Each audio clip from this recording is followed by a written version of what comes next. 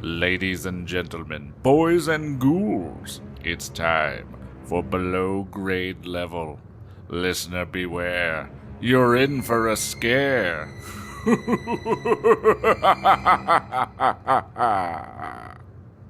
Hello and welcome to Below Grade Level, the show where we take the books that we read as kids and read them as adults and ruin them. I'm one of your hosts, Jonathan Eaton. With me, as always, is Bekah Eaton. Hello. And Chris Zaleski. Hello. How's it going tonight, guys? Not too bad. That's good. Excellent. It's just us. We have no special guest. The special guest is us. Oh, thank God. I hate all of our guests. They're the worst. Oh no, even No, Clint? I love them. I can't even commit to a bit of hating someone. I'm going to bring this up every episode of this book, but can you guys, do you also still just keep thinking every time we read this book, do you also keep thinking, I cannot believe Clint McElroy wrote this entire book? I can't believe we recorded that first episode with him and he knew that this brother and sister were making out while holding ice cream. Yeah. But then I also think, what else is going to happen? Mm-hmm. Because it's Christopher Pike and there's probably something even more insane somehow that he was holding onto in his brain while talking to us. He did tell us we weren't ready. He was right. He did. He did tell us that. But are we Clint, ever if for you're Christopher listening. Pike?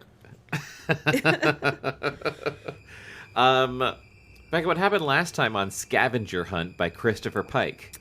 Well, last time we learned that Paula and all the other bad kids work at a foam rubber factory. Was that last time? Yep. Oh my God. Breathing in fumes. That feels like it was decades ago that I learned that fact. Yeah. She's dating a biker named Harv, who, as I recall, she gives all of her money to so she can ride on his bike. Yeah. So it's like she's paying him to date her. Yeah. So that's great. That's a bummer. We learned that Rick has been given a year or two to live. Rick goes to the library to try to find the mine article and doesn't find anything. But they find some old... I don't know. They steal some sort of old document. I don't remember what that was. Oh, yeah. Something about something. I don't remember. I didn't write it down. Let's see. Ceci and Davy were making out. Gross. And I didn't even write this down. What's her name? The good girl, Tracy? Tracy. Tracy sees them kissing. Yeah. And doesn't tell anyone. Because how could you even speak it? It's horrible. Ceci and Carl hike up a mountain and she pours water all over herself and then kisses him. Yep. And then they go to a purple house where there's a purple lizard and Davy steps on it and it explodes basically from what I remember. Yeah. Carl gets freaked out and he drops his watch to leave behind as some sort of a message or something. Oh, okay. And we got several items from the scavenger hunt in that last episode. The items from the last episode are a white sock, a gold chain, a wet sock, a camping hat, hiking boots, and pants. Oh. Alexa, stop. Alexa, cancel. I would love to know what she just said. Could you hear her? What did she say? She said something about adding camping boots to something, Oh, and I'm no. really afraid that that bitch is going to order camping boots for us. I forgot about the wet sock. Yep. Oh, gross. I think all the clothing items are now being worn by Tom. Yes, Tom has been putting on everything. I still genuinely think that the whole scavenger hunt is a ploy with Ceci, her brother, and the guy that set it up to eat people. But also, what if it's all an elaborate ploy to pick up the teacher's dry cleaning? That would have to mean that the dry cleaners are the ones who put the shit everywhere. Yeah, maybe it's like we'll do it for free if we. So could they're leave like, it this wherever. guy wanted to wash 2 socks, one of which we won't dry, pants, some boots, also a dozen knives. And a hat. and watches, yeah. Oh boy. I don't even know, what could happen. Yeah, there's literally no way to tell. Yeah. Yeah. All I have is I feel like they're aliens. Yeah. But I don't know why. Maybe because aliens are in the news. Well, Well, yeah. At first, it seemed very obviously like they're definitely vampires. But then the more weird shit kept happening. Yeah. It's like, okay, they're not vampires. Well, yeah, Ceci's like hungry for ice cream all the time. Yeah. And yet she never gains weight. Yeah, that's not really a vampire trait. No. That's just a teenager. Or an alien. Let's find out what happens. And this, okay, so Christopher Pike Scavenger Hunt, Chapter 7. It says, in the church. I feel like this is... Back to the prologue? Back to the prologue, yeah. The priest had listened closely while the boy narrated the details of the scavenger hunt. He'd asked several clarifying questions and had seemed genuinely interested in the structure of the puzzle. This town loves scavenger hunts. The priest is like, so knives and then a sock? One of them's wet? One of them's wet? Oh, wait, hang on. A wet sock? But as the boy began to ramble on about the many clues, items, and locations without relating them to his fears or his supposed crime, the priest began to lose patience. "But when did you kill this person you spoke of?" the priest asked. "A long time ago," the boy said. "Why are you only now coming to confession?" "I'm not here because of that. Don't you understand what I'm telling you? They're evil. They've got to be stopped. You've got to help me, Father." "I can't help you until you tell me what you've done. If you have murdered someone, we must start there. The scavenger hunt you've spoken of, it seems to me of no importance." "No, it's very important. It's the title. It was all a lie." "How so?" "It was only there to lead me back to that place." Oh no. The book... What have you done? Oh, hit the thing at the top, yeah. Yeah. I guess when I open up, I don't know, when I open up Chrome or whatever, it just was showing us what was there last time. So I needed to borrow the book again. Okay. Scavenger hunt was a lie? What's going on? Where? The priest asked. The boy glanced nervously about the confessional cubicle. He wasn't sure where he was now. How could he say where he had been? He didn't understand why they had to make these booths so dark. You can still remember places when you're in the dark. It's for anonymity. The devil was supposed to like the dark. Okay. He placed his open palm on the stone wall on his right. It was thick, strong. Gross. They wouldn't be coming through that wall. Not that wall, no. He prayed the candle he had lit to the Virgin Mary was still burning. "Where there's no beginning," the boy answered softly. Oh my God. "No end. Where the waters flow hidden beneath an empty sky." What is he, a scavenger hunt writer? That was a riddle from your scavenger hunt? How could the priest have possibly guessed that? That is just a psychotic thing to say. "It wasn't my hunt. It was theirs. They've been hunting me." "Why?" "They need me. They need another victim."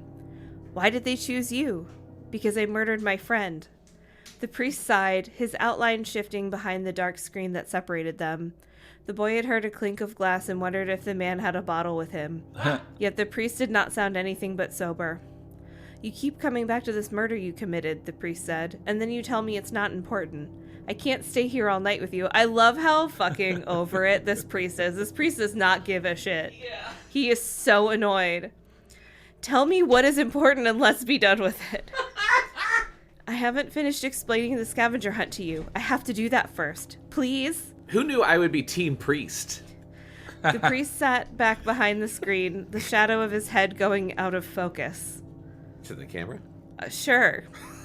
"Very well. Finish. You left the house and drove into the desert. What happened next?" We drove forever. Then we took a wrong turn. That was a joke. They thought it was funny. We drove some more, off the road. We came to this ravine. not to be confused with a gully or gulch. The moon came out. I could see it, but then we went into this place. Yes? A hot steel band tightened around the boy's chest. He had to close his eyes and fight for breath at the horror of the memory. This terrible place, he whispered. Where was it? The priest asked. Underground. A mine.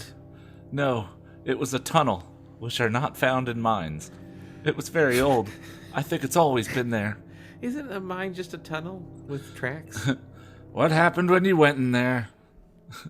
A sacrifice. Someone died? The priest asked. Yes, someone. A good friend. Who killed this person? The boy slowly opened his eyes. They did. The people with you? Yes. Why? Father? Yes, son. Do you really believe Jesus came back from the dead? What? I do. It's the cornerstone of my faith. Not ad-libbed, as written. Oh my god. Do you I do. Do you believe anyone else has ever come back from the dead? The Bible describes how the Lord raised Lazarus from the grave. I'm not talking about what the fucking Lord's done. I'm talking about ordinary people coming back. Have you ever heard of that? You mean without God's grace? Yes, the boy said.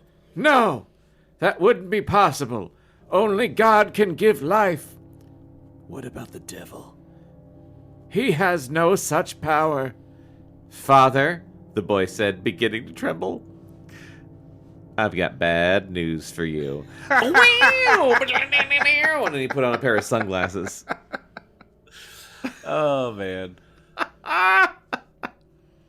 What? Okay. It's they either demons? good writing or bad writing, and I can't tell. It's bad. It's bad, but boy, does it feel good.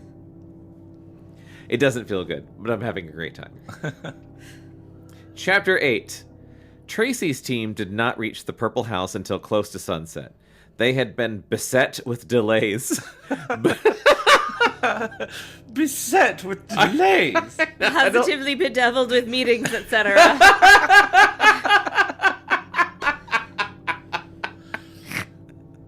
Oh, you made me snort. They had been beset with delays, but not from an inability to decipher the clues. Rick had solved the riddle about a, quote, metal grave for terrible lizards. Forgot about the terrible lizards. Yeah, me too. Dinosaurs. 10 minutes after leaving the video store. It was about then he began to... It was about then that he began to throw up. Paula thought it must have been the strain of running around in the heat.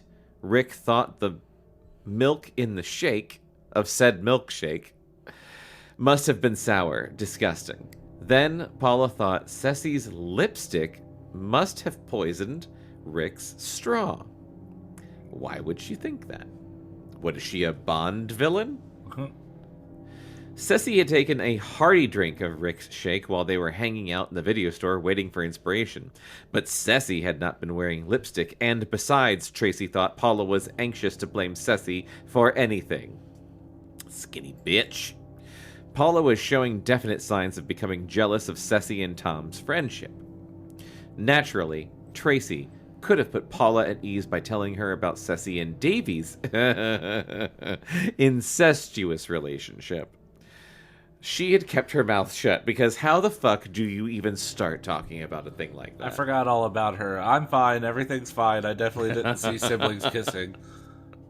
She's just holding on to that secret. It's hard because also the details of it are insane. Like, Yeah. she's, like, double fisting ice cream cones and licking them also. Yeah. And that for sure just sounds like, oh, you have heat stroke. Yes. Yeah. To be fair, if I was in high school and I was hanging out with a bunch of friends, we were doing a scavenger hunt, and one of my friends came up to me and said, I just saw so-and-so and so-and-so, who are brother and sister, making out in the car. She was double fisting ice cream cones. I would not believe that person. Yeah. She still felt uncomfortable thinking about it, never mind talking about it. So all the stuff that we just said. Yeah, that's fair. Besides, it was none of her business. Tracy disliked gossips. Okay, in this case, you're wrong. Okay, it's yeah, everyone's yeah, business, and you should tell them, actually. Yet she almost told Carl before they parted in the video store parking lot, and she might have, except it would have sounded as lame as what she really wanted to tell him. I love you. Oh, come on. Neither, she was sure, would have impressed him. Rick was sick for almost an hour. Despite his pleas for them to check out all the oil tanks in town while he barfed out his guts in private, they stayed with him, resting at Tracy's empty house until he was able to move outside a 20-foot radius of a bathroom. Unfortunately, they then made the tactical mistake of assuming Mr. Partridge had placed his next surprise in the oil tank closest to school, when in fact he did the reverse. Tracy thought there was no way they were closing in on Hawaii when they parked beside the deserted oil refinery 2 miles outside the city. Driving there had seemed an act of desperation, but the day was full of surprises. Standing on top of the empty oil tank only took a few minutes after arriving. Standing on top of the empty oil tank only a few minutes after arriving, Tracy decided there was no way they could climb the peaks. She had been right. They didn't climb anything. She did. Paula used the excuse that Rick shouldn't be left alone at the car, even though that's reasonable, when Tracy would have been more than happy to stay with him. Well, obviously. There's no way Paula could make it up that peak with the amount of cigarettes she smokes. True that. And all the foam rubber inhalation. Oh, God, her lungs are the foam rubber not in good fume shape. damage to her lungs. Yeah. The only thing that kept Tracy from collapsing on the steep slope was the 2 sets of footprints leading her straight to the top. One belonged to a guy, the other had to be a girl. I guess Tracy's an expert tracker. What I like to think is that there's, you know when, like, Bugs Bunny runs through a wall and it's a perfect outline of Bugs Bunny? I wish that she gets to the top of that mountain and finds a perfect, like, negative outline where all that water spilled when Ceci was dumping water all over herself, of just like a girl. Yeah. Just the outline of a girl. Just girl shape. Yes. While standing all alone on the summit of the hill, she first began to suspect there might be something wrong with the scavenger hunt that led them to such a forsaken place. She hasn't even been to the Purple House yet. Oh my gosh, she hasn't seen that exploded lizard. But the thought came out of nowhere and didn't linger. Carl and his pals had stolen all the boots from the cardboard box at point number 7, but were gracious enough to leave the clue. Now Tracy and her pals had a purple house to examine. It waited for them at the end of a bumpy road. The rough terrain was destroying her car. Dust flew off her hood as she brought her Camaro to a sudden stop close to the porch. Judging from the numerous footprints in the dirt, they were still in second place, maybe third or fourth. Which one's Paula again? Phone worker?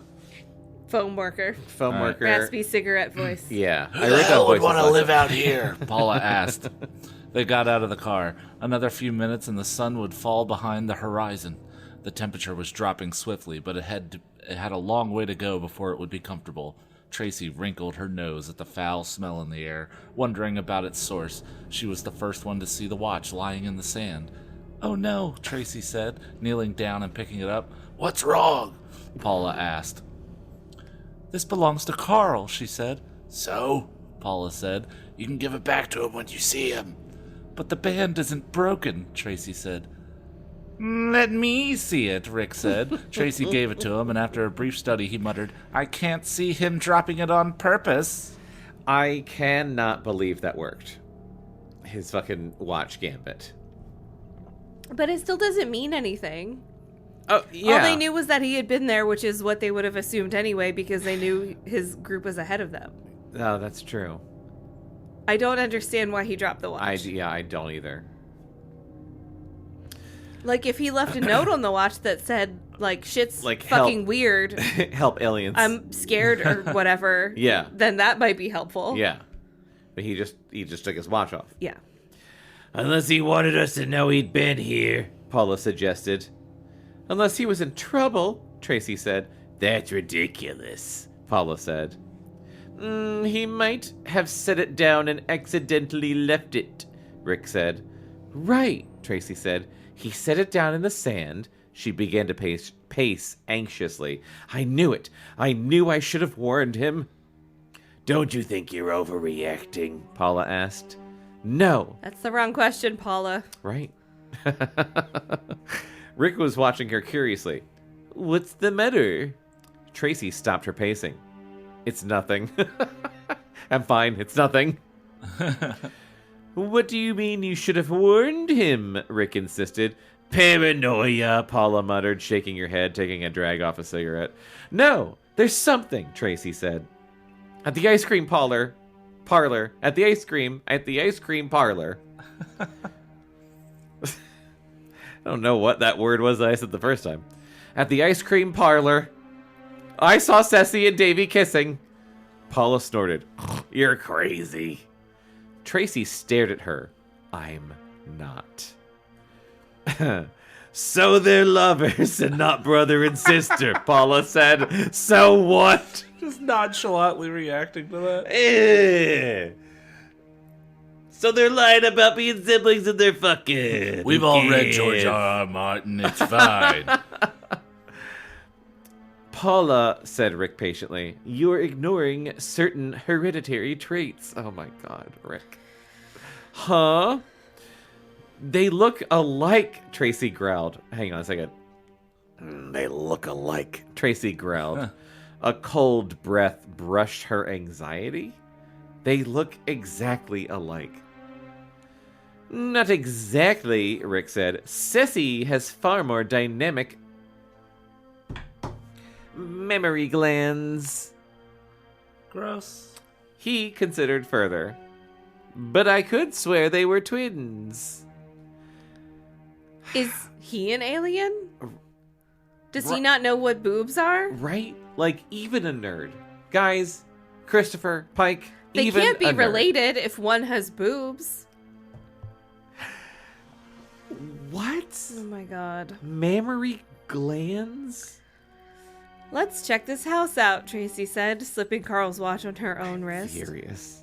The cardboard box on the front porch was empty. The typed paper taped to the side read, a pair of blue jeans, followed by the clue, keep going.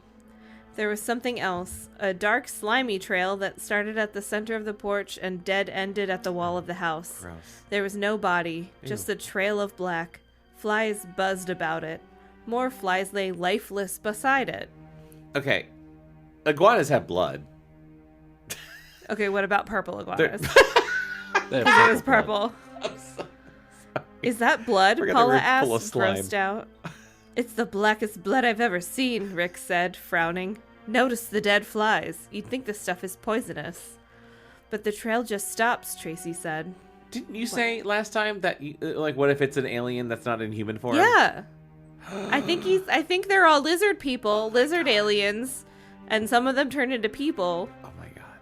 I don't remember exactly what I said, but I think it's part of their alien race. Yes. I think they know him.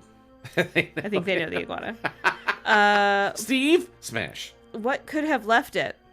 We might search the area and find out, Rick said. I feel like he sounds weirder. He does. Over time. He started, like the way he talks, yes. He sounds like a computer. He started off sounding like a normal person, and now he sounds like, what if a computer was a person? Yeah. Let's not, Paula said. They looked at her. This isn't a creature hunt, guys. What does this clue mean? Probably what it says, Rick said. It wants us to keep following this road. To where? Paula asked.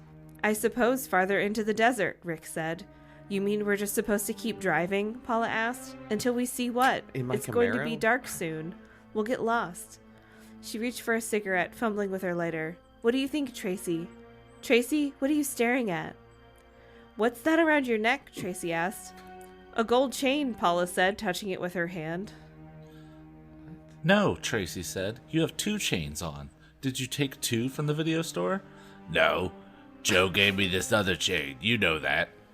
Tracy felt the life slowly drain from her body. The feeling came before the reason, and even when her conscious mind pinpointed what was bothering her in the immediate vicinity, her heart knew she had only grasped the top branch of a huge buried tree with roots as deep as they were rotten. What the fuck was that sentence? What? I don't understand the chains or the metaphor. Oh my god. I had an out-of-body experience just now. I don't know.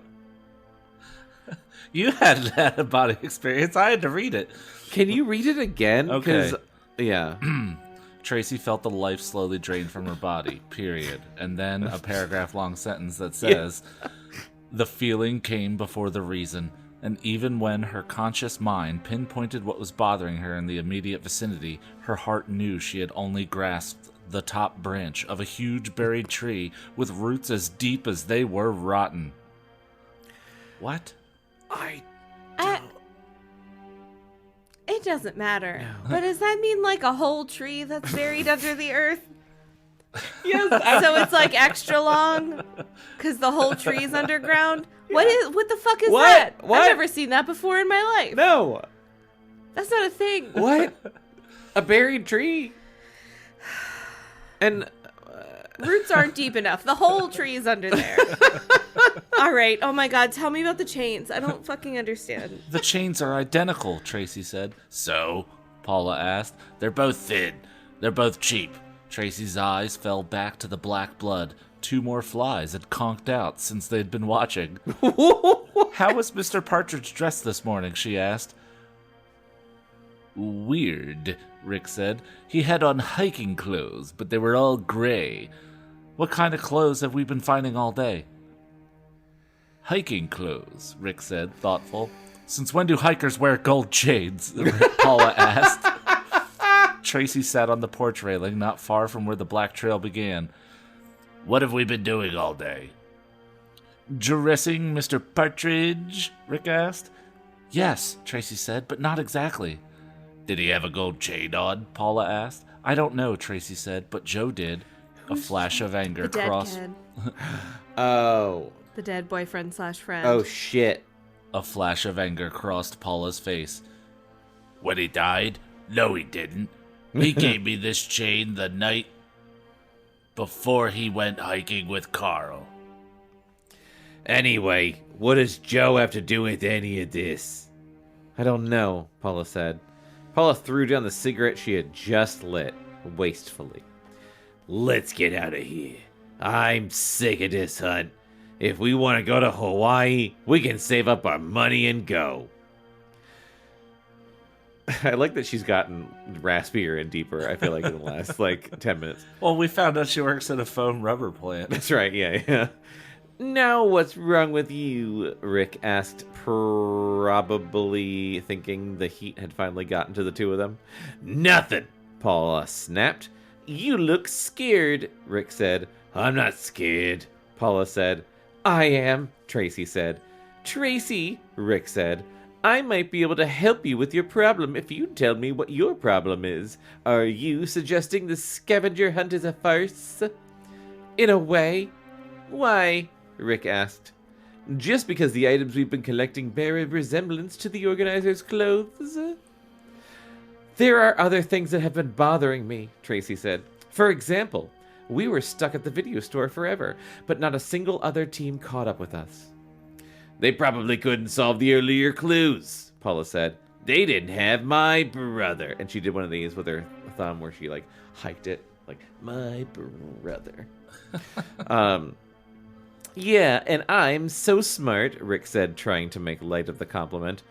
You are smart, Tracy said, but there's a lot of smart kids at school. Don't be full of yourself. Who gave us our list at the orientation meeting? Davy, Rick said. Oh, shit. Did he give us the same one he gave the others, Tracy asked. Oh, shit. I'm sure he did, Rick said. How can you be sure, Tracy asked. Maybe our list began like the others and then changed. But Carl's team is the same list as us, Rick said. I saw it. Tracy nodded. It was the same, and we know Carl was here. What are you suggesting? Rick asked again. That we're being led, Tracy said. That's dumb, Paula said. We don't even know where we're supposed to go next. Tracy, Rick said, finding Carl's watch seems to have set your head spinning. You like him. Sure, I do too. But I'm sure he's fine. Let's be logical. I'm a computer. Davy isn't even a member of Mr. Partridge's club. How can you talk of a plot? There's no connection between the two. We can't be sure there isn't a connection, Tracy said. They both arrived in Express at the beginning of the school year. They're both unusual people. Mr. Partridge wears sunglasses he never takes off. Davy kisses his sister. What? Oh, this book. Are you also suspicious of Ceci? Rick asked. Yes. She made Carl join their team. I doubt she had to twist his arm, Paula said. Tom got Carl to join their team, Rick said. Tom's another one who bugs me, Tracy said. When did he first show up? I don't know, Paula said. A long time ago. He's been here longer than Davy and Ceci and Mr. Partridge. Are you sure? Tracy said. I'm not. In fact, I can't remember him at all from last year. I hardly remember seeing him at school this year. He was there. Yeah, he was out for a long time because of the concussion. I know, it would be funny if they were just assholes and forgot he existed. He was It would there. line He's up. not an alien, they're just rude. They're just assholes, yeah. He was there, Rick said. He's just quiet, Paula said. He's what? Tracy asked when her friend didn't finish. Nothing. What? Nothing. Hung like a horse. Paula strode to the edge of the porch and stared out across the desert, following the curve of the dirt road, the final orange rays of the setting sun slipping off her face. Do you really think they're out there? Yes, Tracy said. Rick was right. Paula was scared. Much more than herself. But why? Tracy had to ask herself. Rick was right. The reasons she had given him were really no reasons at all. Kissing siblings, gray hiking clothes, lost watches, identical gold chains. It certainly did add up to the end of the world. Tracy had a headache. She realized the bad smell was giving it to her. The odor appeared to be coming from inside the house. We'd never find them in that desert, Paula said. They couldn't even find Joe. That's where he died, isn't it? Tracy asked. Somewhere out there, Paula sighed. Soon it will be It should be like, year. The scan of the book says, soon it'll be year. I'm assuming a year. Yeah. I know, Tracy said. It was last June that... She paused. When exactly will it be a year? Paula looked at her. I can't remember. Okay, it's tomorrow. June 5th. Oh, shit. Tracy said. That's today's date. That's today. It's today. It's today. And it's a Friday. She closed her eyes, straining to go back. Go back, Tracy! Last year, Joe and Carl went out on a Thursday. I remember. Joe was saying how he was going to miss some tests and that he didn't care. Wait, Joe died just last year? Apparently. I thought it was like a long time ago. No, Well, the dream was them when they were younger, but it was last year. Right. Okay, I forgot. It was our first what the... no, it was not our first what the fuck moment, but... Up there. Joe was saying how he was going to miss some tests and he didn't really care. Tracy stopped and opened her eyes. He died exactly a year ago today. What does Joe have to do with any of this? Rick asked, exasperated. Tracy climbed off the porch railing. Rick, she said, whose house is this? I have no idea. Probably no one's. I want to look inside before we leave, Tracy said. I have a crowbar in my trunk. We can pull off these boards. It's from all the other places I break into. But first, let's go back to where we were. Let's go back to when we were walking from the track to the stump. Davy insisted we walk together. In fact, he flat out told us the next location so that we would have an excuse to go with him. Then he brought up that story about that gold mine. He directed it specifically at you, Rick. Did he make that shit? He made that shit up. The gold mine? Yeah. Oh, for sure. He fucking made that up. All of it. Holy shit. So, he thought I would find it interesting. Davy has hardly spoken to you this entire year, Tracy said, and now he's suddenly interested in entertaining you? I find that suspicious. No, I think he was trying to tell you something. What? Rick asked. I'm not sure. But he pointed you toward Mrs. Farley's records and you studied them for 10 minutes and what did you find? An old newspaper with a story on Volta. Don't you think that's an amazing coincidence? Rick considered it a moment. I was surprised to find something on the mine so quickly. He frowned.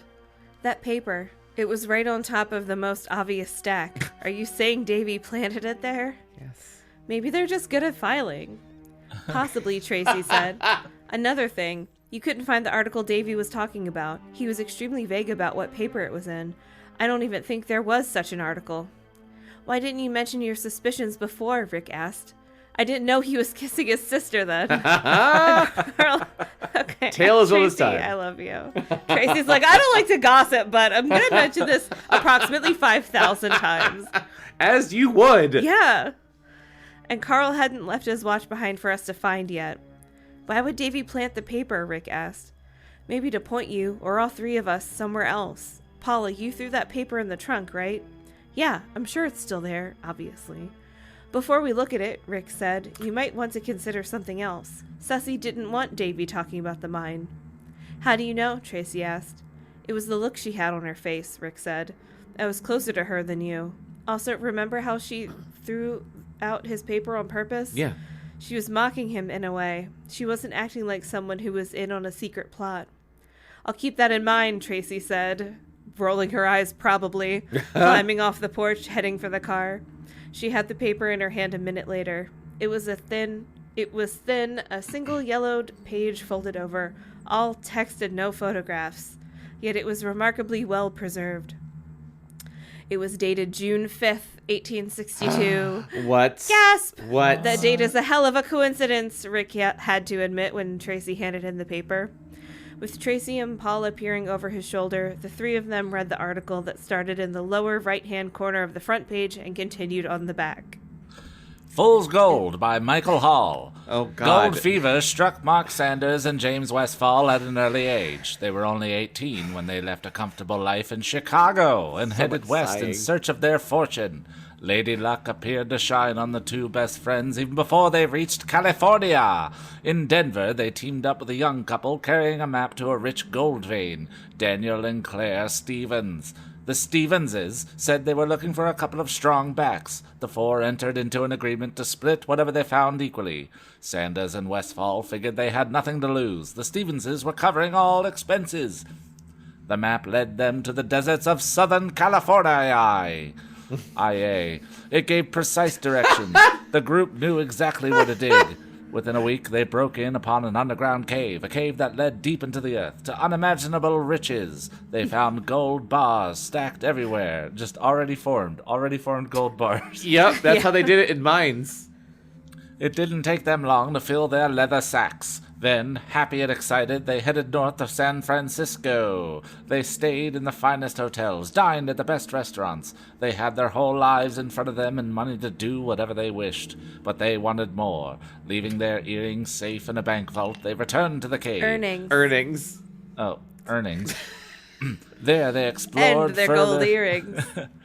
There they explored further into the earth. They were deep beneath the surface when they heard the deadly rumble of a cave-in at their backs. They were trapped. They had no food, no water. Almost as bad, they had precious little oil for the lamps. Taking one of the lamps, the Stevenses left Sanders and Westfall to explore deeper for a way out. As the darkness began to close in upon the two young men, Mark Sanders managed to jot down a few last entries in his diary. I don't know what day it is. I don't suppose it matters. It must be the 3rd or the 4th. We have been in here forever. Claire and Dan have been gone a long time. Jim thinks they must have run out of oil and got lost in the dark. Here, near the entrance, the cave is straight and narrow, but deeper. It twists and turns in many directions. I pray I see them again before I die. I must see Claire once more. I feel I have to say goodbye and tell her how sorry I am that it had to end this way. Jim says that we have to put out the light, but we are both so tired. Could the air be going already? I have to sleep. Oh, good, there's more. This feels very House of Leaves. Except stupid. I was just going to say, oh no, is it good? No, not because of that. Just the getting lost in the dark part. It is later. Jim is still resting, but I find it difficult to keep my eyes closed. I waste more of our oil. We are down to a single flask. I wish to God I had brought more. I had a strange dream a little while ago. It was in a house that was bigger on the inside than it was on the outside. It was about Claire. She had returned with Dan to tell us of a way out that the two of them had found. They wanted Jim and me to go with them, but all they led us to was a narrow passageway that ended at a stone wall. In the dream, when Jim and I turned to ask Claire and Dan what they were doing, they told us to press against the wall, which we did. But our hands slipped into the rock, and we couldn't get them out. Oh, fuck. I couldn't understand it. Our hands were frozen, and it was terrible, terrible. Dan and Claire started laughing. Their laughter woke me up. Wait, what? So he had a dream his hands went into the wall? Yeah. Okay. Yeah. This shit is wild. I don't know what to write down because none of this might mean anything. It's because he's strapping because it's not fucking Jesus over. Christ. Somehow it's not over. I thought he would write like 2 sentences. They made it seem like he was dying. You think I would have done this voice if I knew that was how much he was writing? I don't know how late it is. I had another dream. I think it was a dream, but I also thought I was awake. I'm confused. It's very dark in here. It's getting colder. I have to stomp my feet on the ground just to keep the life in them. I saw Claire again. She was returning from her exploration without Dan. It had to be a dream. She had on a white dress, and I know she didn't bring a white dress with her into these caves. But she looked real. She told me it wouldn't be long now. When I asked her what she meant, she smiled and said, I'll be going swimming soon. Jesus Christ. Then she held out a cup of water for me to drink. I've been needing a drink for a while now. My throat is parched and I've been coughing. I raised the cup to my lips, but it smelled odd, and when I dipped my hand in to test it, my finger got burned. I don't know how this could be. Seeing that I wasn't going to drink it, she snatched it out of my hand and ran away. I would have followed her, but I couldn't get my legs to move. They were numb. Then I went to sleep. Or maybe I just woke up. I don't know. All I know is the finger I dipped in the water in my dream is still hurting. It's all red. Where is Claire? Who is she? What? Sometime later, but still the journal entry. What? I think I've been sleeping again. A long time must have gone by. I feel much weaker. Jim spoke to me a few minutes ago, but now he has dozed off. I have no one to talk to. I feel so lonely. What are Jim and I doing here? This is in the newspaper?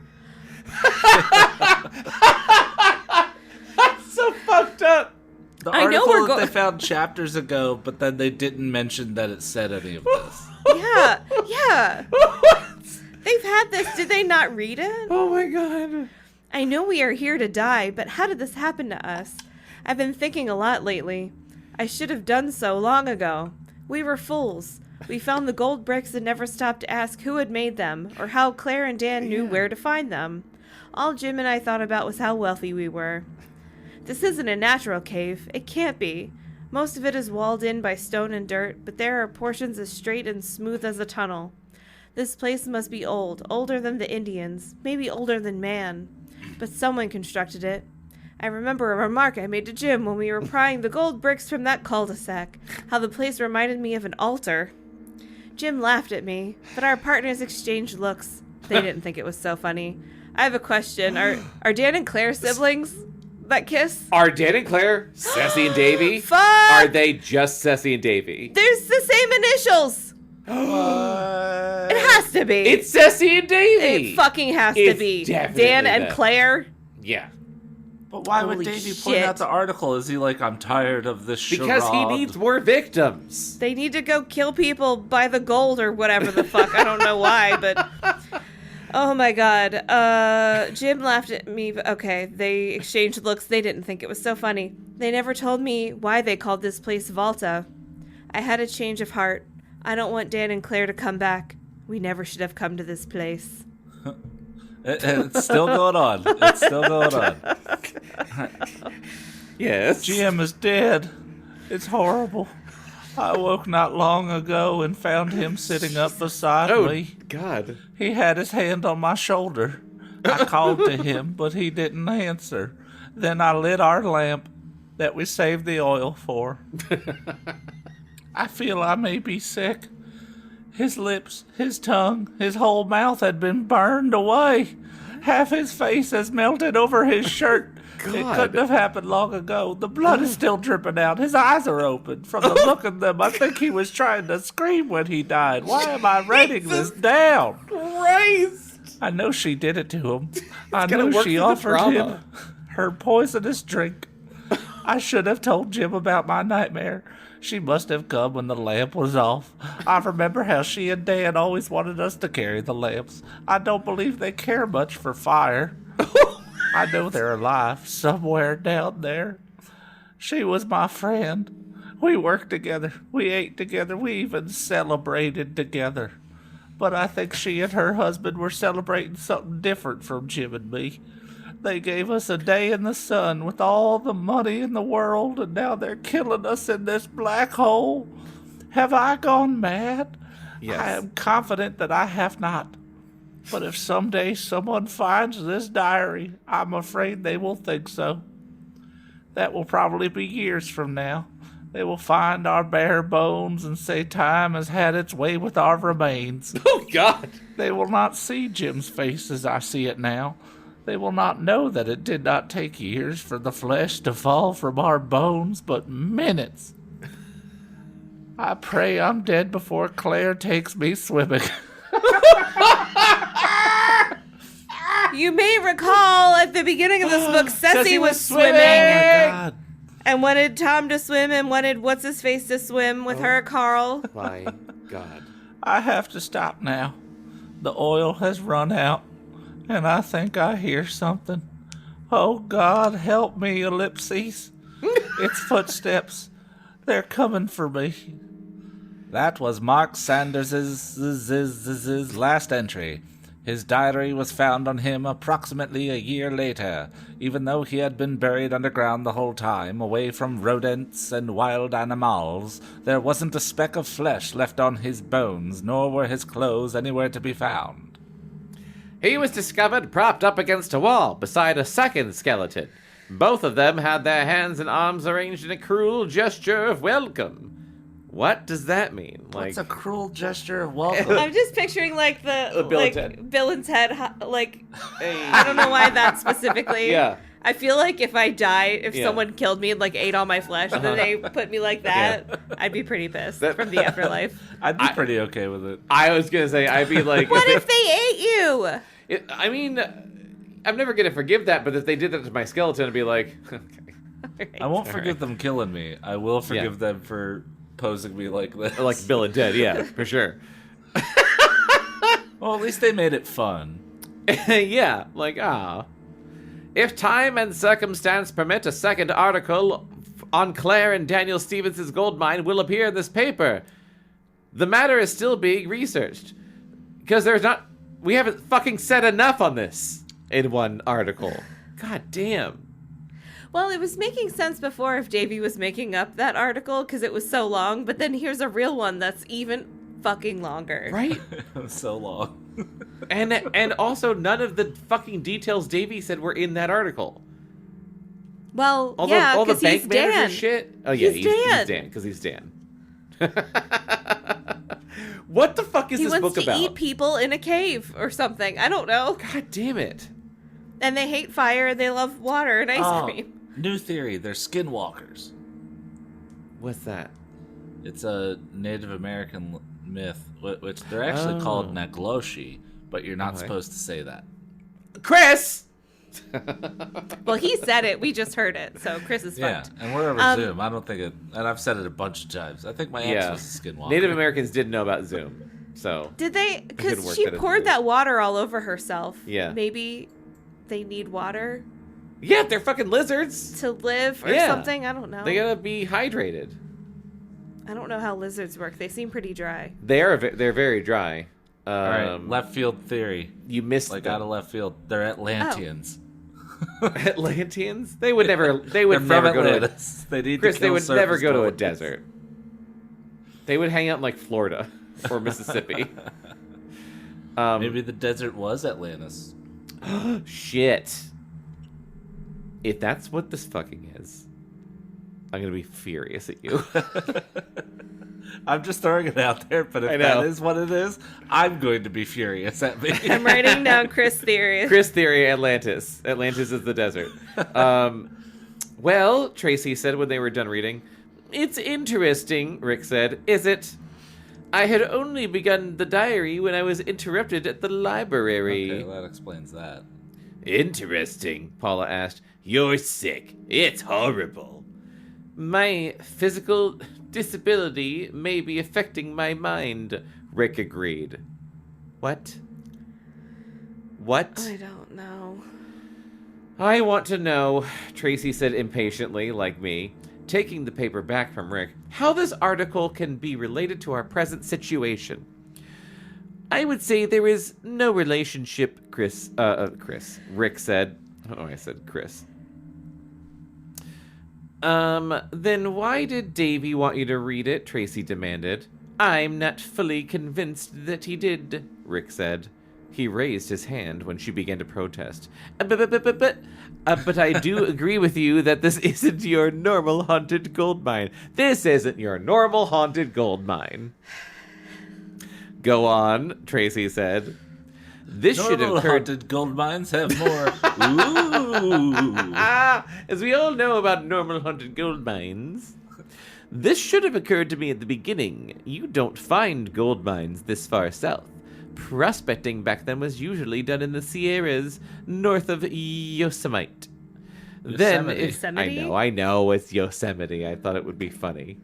Okay, We just both thought you were really But stupid. then I realized when I did it, you both thought it was stupid, and that backfired on me big time. I would have accepted. Yo, Semite. No. No, Chris. We don't know Rick's stances on Oh my god. Zionism. Oh, please. Move on. Prospecting back then was usually done in the Sierras north of the Yosemite. Then, if we take as fact what the reporter has written, we run into all kinds of unexplainable phenomena.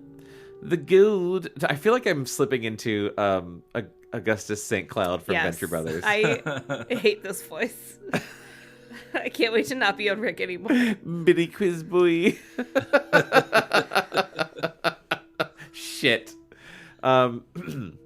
The gold taken from this mine... I'm trying to do something different. The gold taken from this mine obviously wasn't something they dug out of the ground. It was in neat bricks, Sanders said. Something we all picked up on fucking immediately. Hey, neat bricks.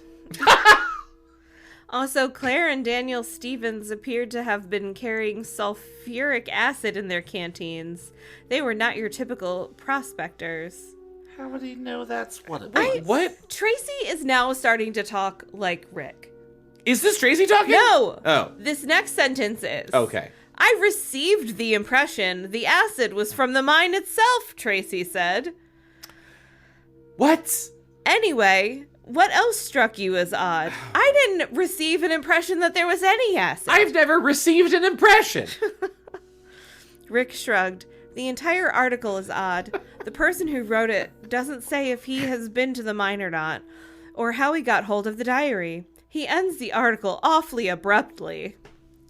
As if he were in a hurry to send it off before he went back there, Tracy said thoughtfully. That's a fucking leap. That's a huge leap. Who is this Michael Hall? Could he be the president of the bank Davy referred to?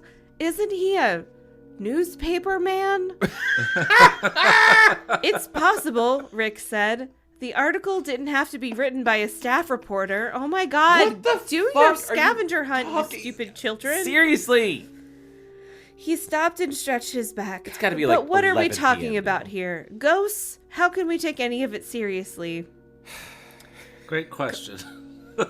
Oh, shit. Claire and Daniel Stevens, Tracy whispered, studying the paper, feeling dread settling over her Yes. again. Get there. Get there. Cecilia and David Stepford. Yes. What was that? Paula Yes. asked, still tense. Tracy, Rick said, smiling condescendingly. How do you explain that the date on the paper matches today's date? Tracy snapped. You've never done By a agreeing with you, Rick better said. line read than that. Thank you. Say Davy not only planted the paper, but wrote it as well. What for? Tracy asked. As a practical joke, Rick said. To spook you and Paula. You could get something like this printed up anywhere. It wouldn't take an expert to make it look 100 years old. I mean, I don't fucking know how to make something look 100 years old. Yeah, than 100 coffee years. and I don't fire. even know how to make a modern day newspaper. Back when I worked at Art Things, we sold a paper we called onion skin because it was like brittle and yellow, and I can't even remember what the fuck that was for. But that's Joke the only scavenger hunts for teens, obviously. That's the only thing I can think of. But I'm like, you can't print on that. If there's anything we know about You teens, run that through it's an Epson. they love scavenger hunts. Yeah. Why would he tie his joke to the date Joe died? Tracy asked. He didn't even know Joe.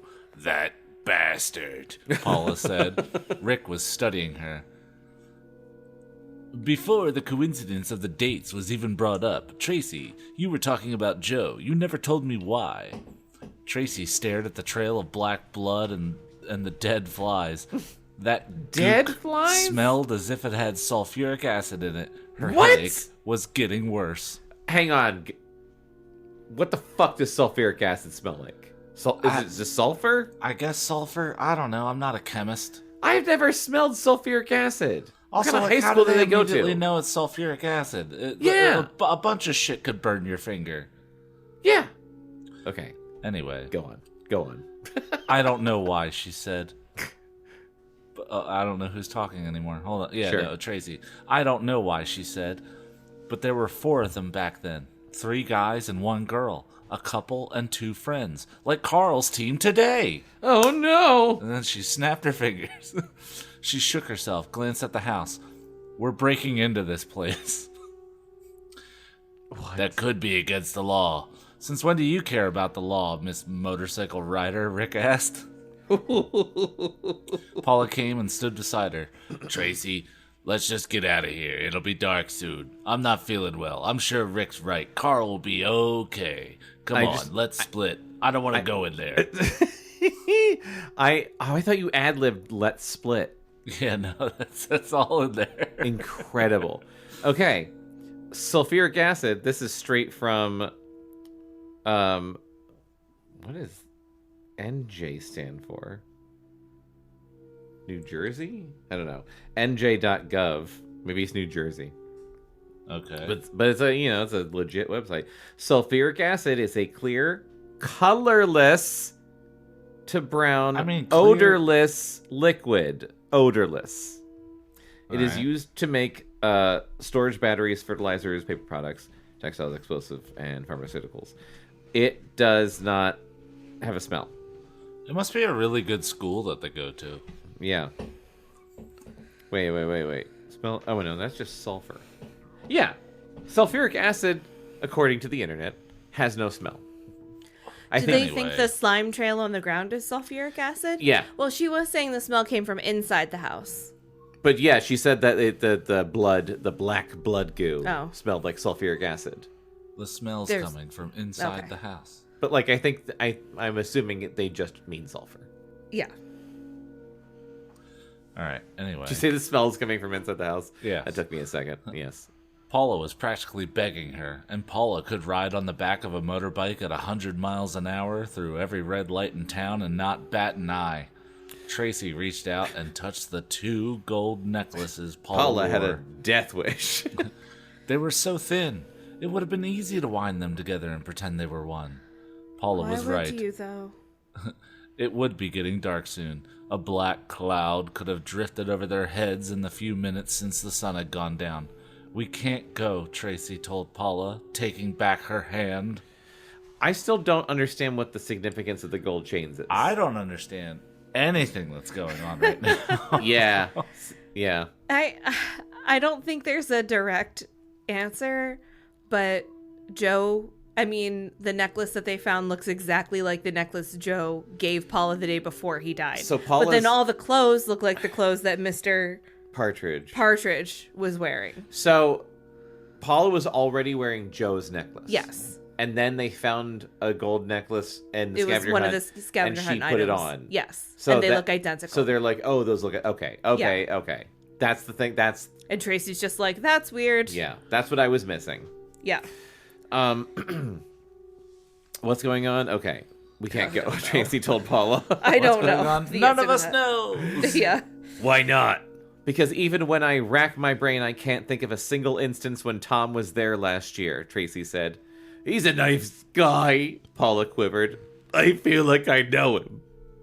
Tracy nodded. So do I. Rick didn't say anything. Tracy gave him back Michael C. Hall's article. I keep also thinking Michael. I didn't want to Is make he the Dexter? joke earlier. Yeah. Okay, I never even watched that show. I know, I've never watched Dexter. Just end at season 4 and you'll be fine. She fetched the crowbar from her trunk where she had picked up the paper. Looking closer at the house, it seemed the paint had been thrown on and... I have a question though. Yeah. They've been doing this scavenger hunt for more than just the 1 year. Isn't it like a school tradition? It's every year. Oh, but she does think Davy gave them a separate Yeah. one. So I'm from wondering, everyone else. it's weird because the hiking clothes are like what Mr. Partridge was wearing, and they made a point about how weird he is.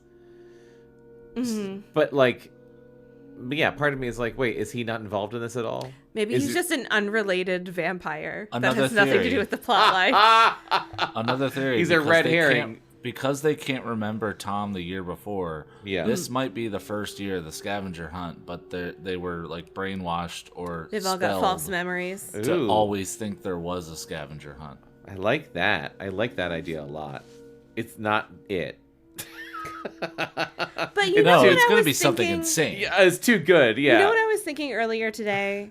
How there keeps being like actual government hearings about aliens Yeah. and UFOs and Yeah. like videos and shit, and it looks like there's actually UFOs, but none of us really care. Yeah.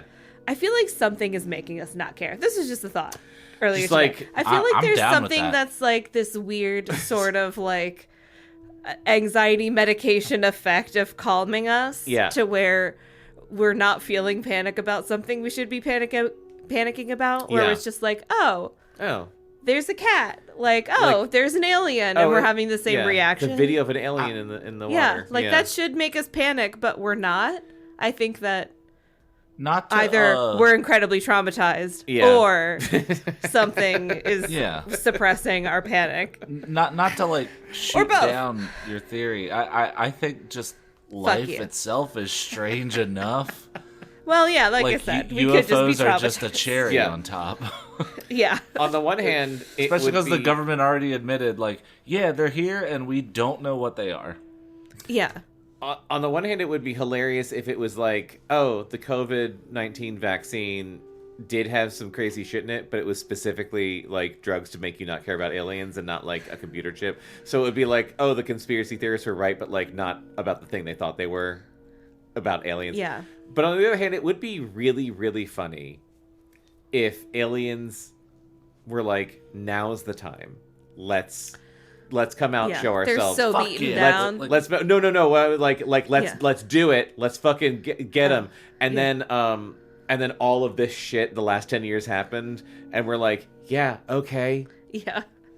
Who gives a shit? And the aliens are like, we should have done it in the 90s. Yeah, that's true. We should have fucking done this shit. It would have been when- really dramatic like in the 90s. 1996, we would have blown everyone's minds, but we waited like 2 decades too long. And now 3 decades? No, stop that. My dream is my dream scenario is all of a sudden time snaps back to early 2016. Aliens announce, "Hey, guess what? That was VR. It was a prank. It was Yeah. a prank. Welcome to the galactic community. Mm-hmm. Make better choices." Yeah, like a Ghost of Christmas Future type situation. Yeah. Like it's been 2016 this whole time. You guys lived the last several years in an instant. I wish I but had you have any all the faith in memories? humanity that would actually work I and know. we'd make different choices. Yeah. I have faith in aliens that might happen. I have faith in aliens. I Oh, don't have oh, faith yeah. in humanity. That's the sad part is I have got more faith in aliens than I do on the planet Earth at this Yeah. point. Like if you're there and you're smarter than us, can you fix it? Yeah, like come on, man. I think they're trying and we're ignoring them. Can you fix it I harder? don't think they're doing a good job. They've just been Try hovering. harder. Like hover less, interfere more. What if Come on, aliens. What if I'm writing that down, and I'm not going to remember what it means the next time we What if remember every one it. of our years is just a second to them? So they are hovering, but they're just like, why isn't anything changing yet? And it's just because we experience time differently. I think they would have figured that out Probably. if they figured out how to get here. I Yeah. trust they did their research. That's true. I'm sure they sent a scout team. Come on, aliens. Just fucking do it already. Come on, guys. If you're listening in, one of you is gonna hear this podcast. That's the good deed we can do. Come on. Okay. Tracy fetched the crowbar from her trunk where she had picked up the paper. Looking closer at the house, it seemed the paint had been thrown on the rough boards. The purple did not hide the age of the wood. It looked like a house from a ghost town that could have scared away all the ghosts. What? None of that makes any sense at all. No, but I wasn't expecting that last word to be ghosts. Both the front I'm doors. just expecting someone to get shot and then break a wooden balcony and fall into a water tank. Yeah. Both the front door and the windows were boarded up, but the latter had been done far more carelessly. Tracy approached the window at the left of the door and slipped the crowbar under the top board. It was relatively new, unpainted, and pierced with fresh nails. The plate glass beneath it was covered with enough dirt to pass for earth. Christopher Pike, you are an enigma. Pike! Wow. With the others watching silently at her back, Tracy yanked upwards. The screech of the nails made her jump. She hadn't realized how tense she was. There were 3 boards. She dealt with each quickly and efficiently. Once the window was exposed, however, she couldn't see a way to open it from the outside. She hesitated only a moment before putting the crowbar through the glass. Even Rick jumped this time, and Paula ran to wait by the car. Paula, come on! Oh my god. She should have known she would be going in alone, Tracy thought. Reaching past the jagged glass, she managed to undo the metal latch and pull the window up. Paula's been like fronting this whole time. She really has. The front of the house faced dead south. The light in the west was almost useless. It was dark inside. Tracy called to Paula to bring her the flashlight from the glove compartment. How is she so well stocked with these supplies? Right? In her Camaro? Yeah. She's a final girl. Yeah, okay. She is prepared. You're right. She definitely has a first aid kit in there, too. Yeah. As she raised her leg inside the window, the light tucked in her belt. Rick told her to shoot first and ask questions later. He was joking. She smiled and told him not to leave without her. Her heart refused to stop pounding. The place stank. She could not specifically relate the smell to anything she'd encountered before, but it had a definite acidic edge. Straightening up, she stood perfectly still while her eyes adjusted to the gloom. She told herself she was afraid to cut herself on the glass, but she was just afraid. Okay. Sure. You can be afraid of more than one thing. What a useless sentence. Those aren't Mutual exclusive. I'm just afraid of the glass, you guys. Yeah. Nothing else in this stinky abandoned purple house. Guys, I'm just generally afraid. She had forgotten she had a Stinky flashlight. purple house? Is that what you said? I think so. She had forgotten she had a flashlight, even though that was 1 second ago. Pulling it out of her belt, she almost dropped it. Naturally, the blasted thing needed new batteries. The beam came out weak and yellow. She played it over the room, the age of the interior reflecting the same deterioration as the outside. The ceiling was open to the beams, a mess of splinters, and the loosely fitted floor was waiting to trip her. There were no electrical sockets, no light switches. A square wooden table stood in the center of the room beside a frail chair that couldn't have supported a fat cat. He really is the master of ending a sentence in a way you could never fucking predict. It's shocking. Yeah. Fat cat. It's shocking. Stepping toward it, the soles of her shoes left footprints in a grainy layer of dust. A collection of newspaper articles lay neatly arranged on top of a table. Oh my god, there's another fucking newspaper section. Oh my god. Oh, someone could have been preparing to paste them in a scrapbook. The papers did not appear old. Tracy pressed the flashlight close to the article captions, sucking in a tight breath as she realized their subject matter. Uh-oh. 13-year-old Cindy Polster found garroted. Ew. Police suspect kidnapping in Terrence case. Couple first tied to bed and then stabbed to death. Young newlywed was skinned alive. Ew, Jesus Christ! The papers did not appear old because they weren't. All the crimes had occurred in the last year in a circular pattern that had express for a center. Tracy only had to read a few lines of each crime article to see that each involved horrible torture. Who would collect such clippings? The person who had done the torturing? Get out of the house, now, before it's too late. But she couldn't leave, not with the others waiting outside. That was her internal monologue. Not with the others waiting outside for proof of something she couldn't even put into words. She glanced at the dial on Carl's watch. The hour and minute hands glowed in the dark. They said it was getting late. It's getting late, Tracy. You need to go. Tick-tock. She collected the clippings and stuffed them in her pocket. The wall before her to the side of a black hallway reminded her of the dirt-caked window she had shattered moments ago. Touching it, she realized why. It was glass. Filthy glass. A mirror that ran from the floor to the ceiling. Wiping away a circle of dirt, a face jumped out of her. Eee, Tracy said, making a strangled sound. What? Is it her face? Because She- it's a mirror? Right? She dropped the flashlight. It went off. The face vanished. Too late. Her heart stopped pounding. It stopped. Stopped pounding? Her heart stopped pounding.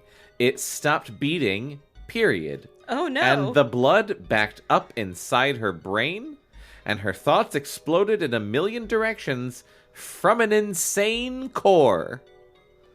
She would have dashed from the house if she'd had the wits. Pure terror consumed her. I would have dashed from the house if I'd had the wits. Is that what pure terror is, where your blood backs up into your brain? Yeah, you know when your heart stops, When your your heart brain's stops- full of blood, Yeah. and you have an insane core that you explode out of. It's almost like the heart didn't stop, it just went in reverse. Yeah, it just shot It everything shot back up. The fuck? What? What? For a moment. Then she understood. Fuck, Tracy. It was a mirror. She had shown her light directly into it.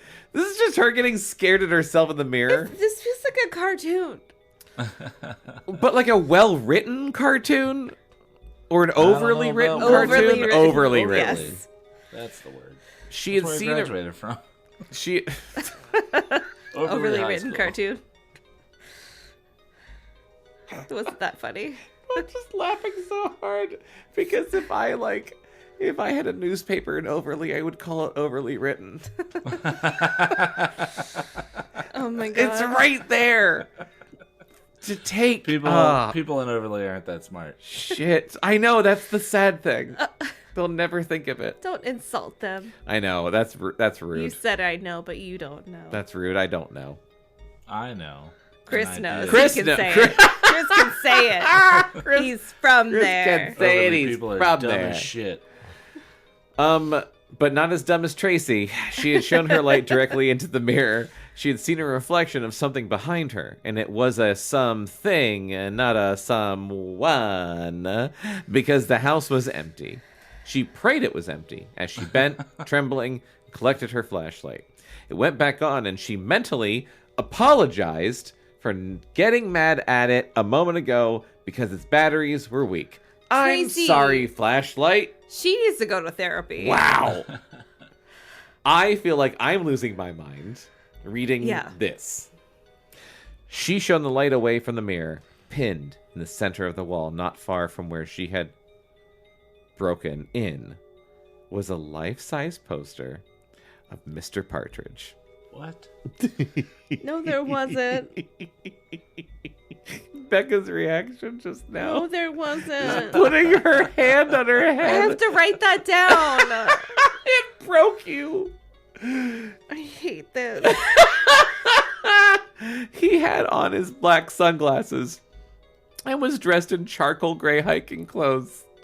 He was smiling, which he seldom did in real life. She couldn't imagine what he was smiling about and didn't want to try. He looked sick as ever. She could see every bone in his pale face. She realized this must be his house. You know how you have posters of yourself hung up in your house? Wearing the same outfit that you wore that day? From that morning? And you just replace the poster every morning with Yeah. your new outfit. Yes. And you put it across from a dirty mirror. From a dirty mirror. What the fuck? Can you imagine that? That'd be awesome. I'm not against I'm it. upset. She realized this must be his house, but that could not be possible. There was nothing but a table and a chair. A glance toward what appeared to be the kitchen had already told her there wasn't even a stove. Never mind food or water. The basics that normal people needed to live. So what made it a kitchen? If Oh, there's no... it was a Usually you room? look over and you see a stove and you're like, okay, kitchen. Yeah, it's a kitchen. Is there a refrigerator? But did Mr. Partridge live on food? Is the question that Tracy just asked herself in her head. She has jumped to so many fucking conclusions. I think she's lost her fucking mind. Yes. I'm crying. I don't even know why. I think I'm upset. A poster of the man smiling at himself in a filthy mirror. Strange. Very strange. It was then Tracy spotted the trail. Oh, the black goo? Yeah. It seemed to be made up of the same black gook as outside. The trail started against the far wall of the kitchen and made a right turn into the living room before disappearing down the hall. Was that lizard Mr. Partridge? Was it? Was it? Or Tracy alien stepped slugs. into the kitchen, passing through a cobweb, and shone the light on the floor. The gook literally came out of the wall. It came out of the wall exactly where the trail outside had disappeared into the wall. What? Now for the bonus question. Am I going to follow it? Oh my god, this bitch has lost her mind. I love it. She was by no means isolated. Rick and Paula could not have been more than 50 feet away, yet she felt totally alone. She could neither see nor hear her friends. And there was a quality about the interior of the house that cut it off from the outside. Is it the fact that all the fucking doors and windows are boarded up? Is it that quality? Is it the fact that Is it the fact that it's pitch dark and there's no electricity and your friends aren't close enough to hear you? I feel like every episode we're reading a different book. we are. Yes. It's so wildly different, the Carl chapters from the Tracy chapters, and they're both insane. Yeah. They- Tracy's having an existential nightmare. Yes. There's the Carl chapters are just like boobs. Yeah, the Carl chapters are like, I'm horny and scared. Yeah. Is this awakening something? And she's just sad and scared. Yeah. They had not responded to her cry a moment ago. It was as if she stood in another time, another dimension, or just far from them. In the end, she made no conscious decision. She simply started to follow the trail for a few feet, and then followed it a few more feet, and so on. Okay. Okay. In less What a than a sentence. minute. I'm just furious that these are the words. I'm watching you lose your mind. In less than a minute, she was heading down the hallway. The dark walls seemed to narrow with each step she took forward. The slimy gook got thicker, smoking faintly, and the pain in her head worsened, causing her vision to blur. The trail led to the last door on the left. A single inch separated the bottom of the door from the floor.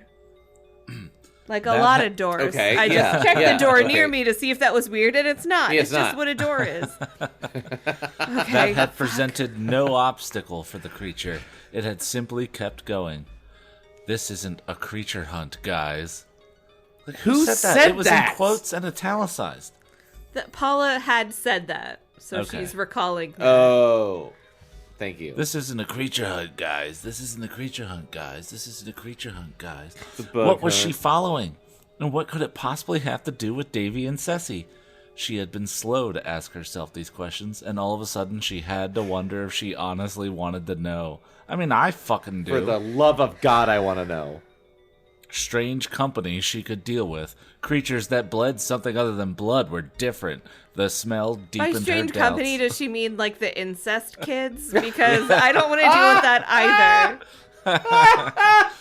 She had found its source. It was coming from the other side of the door, from something inside the room. Dear God. She heard a scraping sound and pressed her head to the door.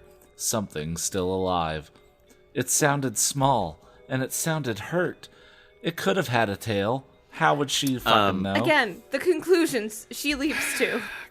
Besides scratching the floor, it was flopping all over the place. She listened closer. Oh God, help me. They're coming for me. Her light went out. Blackness. Utter horror. Impossible to even scream. The thing was dragging itself toward the door. She could smell it, and it could smell her. Gross. It was probably hungry. Why had her flashlight chosen that exact moment to fail? You She had apologize to that flashlight. Again. How dare you? She had dropped it again. Falling to her knees, she desperately searched for it, a part of her brain shouting that she didn't need it to run back up the hall and jump out the window, a smaller, more persuasive portion of her mind whispering that a second, bigger creature might have already blocked the way back to the window and could be waiting behind her with open maw and razor-sharp teeth.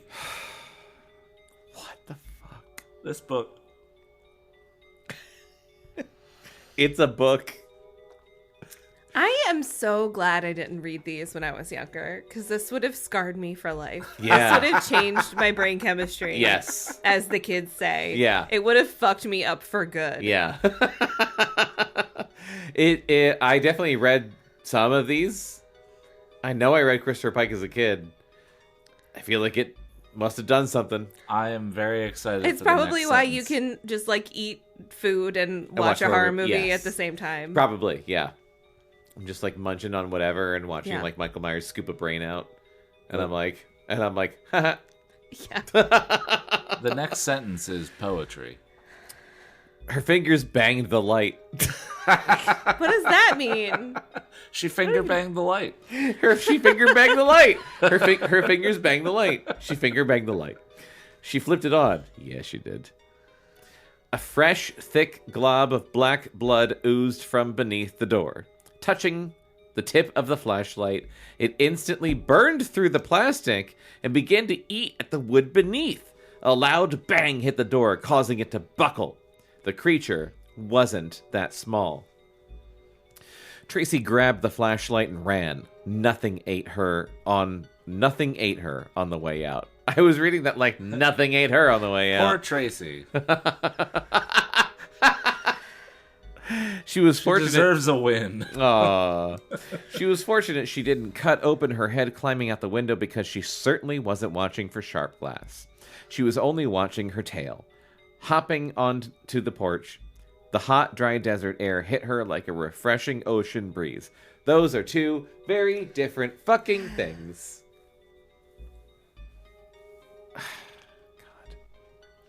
God. She had not realized how suffocating the house had been. She bounded past Rick and stopped only when she reached the shrubs on the far side of her car. It was there. She vomited. Are you all right? Paula asked a minute later, standing beside her brother, the two of them worried. Like, to have the dignity to make it to shrubs after that. Yeah.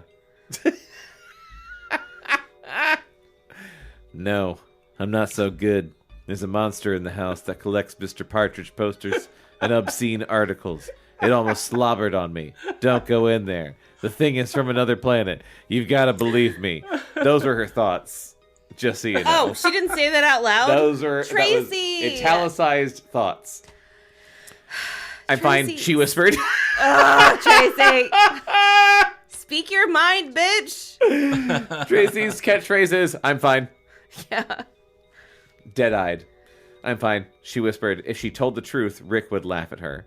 If they were lucky. He might want to go inside. She would have to tell him later, when they were far from this place. What happened? Rick asked. Why do I keep wanting to say Chris? Because your aunt and uncle? Oh, yeah. Yeah, my Chris aunt and and uncles are named Chris and Rick. She straightened herself. Shout out to Chris and Rick. Shout out to Chris and Rick in Seattle!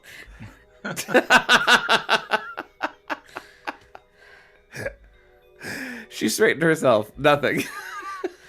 What's in there? Rick insisted. It's Mr. Partridge's house, she said. You don't know that. You don't know that. It seems weirder to have a poster of yourself at your own house. Yes, wouldn't it be like, oh, I it's would someone's if I house who's could. obsessed with Mr. But Partridge? it's just making me think of how was it Jonah had that life-size poster of what's his Of, face? Billy D. Williams? Billy D. Oh, Williams. yeah. That's because Like I if you- gave it to him. Oh, But yeah, if you walked in that house, you would be like, "This is Billy D. Williams' house."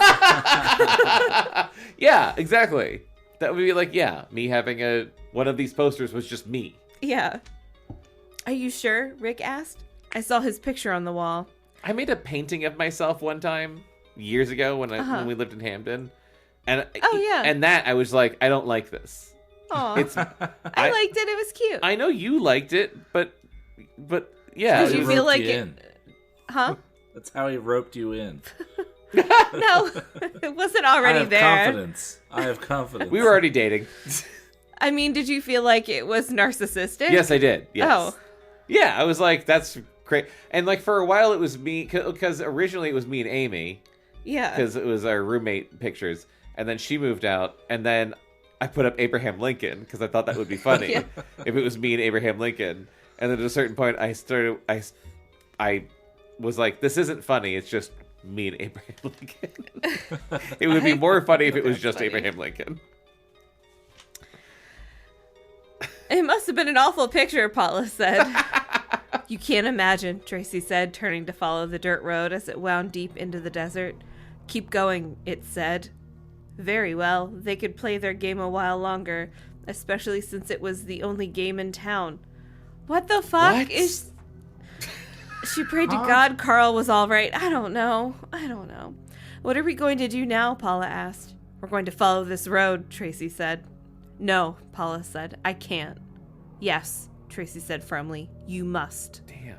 How far? Rick asked. We won't find them. Till we reach the place where Joe died, Tracy stepped toward her car. We'll find them. Davy must have planted that paper. He must want us to find him. Chapter 9. This is the last Okay. chapter I think we're reading. I'm reading this page too. Yeah, go for it. Carl had never ridden in the back of his truck before. It was far from comfortable. Oh, did they finally switch out with Tom so Tom didn't have to bump around back there? I forgot about that. Hey, It's so Tom, I fucked feel up. Yeah. bad that you're brain dead and you're riding in the back of my truck. I'll ride back here. I'm just Tom imagining. makes me think of the soldier from Always Sunny Oh my god, yes. with his denim shorts. Yeah, Ben the soldier. Ben the soldier. I was just imagining Tom just like limp, like awake, but limp in the back of a truck as it's like bouncing Just over like bumping dunes, and around. he's just like bumping around like, Yeah. well, my brain's already fucked up. Yep. It was far from comfortable. The bumps in the dirt road were doing a number on his spine, while the handkerchief he held to his mouth wasn't doing much to keep the dust out of his lungs. He wished Tom would slow down. They're letting Tom drive! Oh no! Or better yet, turn around and head back to Express. Twice Carl had banged on the window, only to be ignored. He probably would have been offended if he hadn't been so frightened.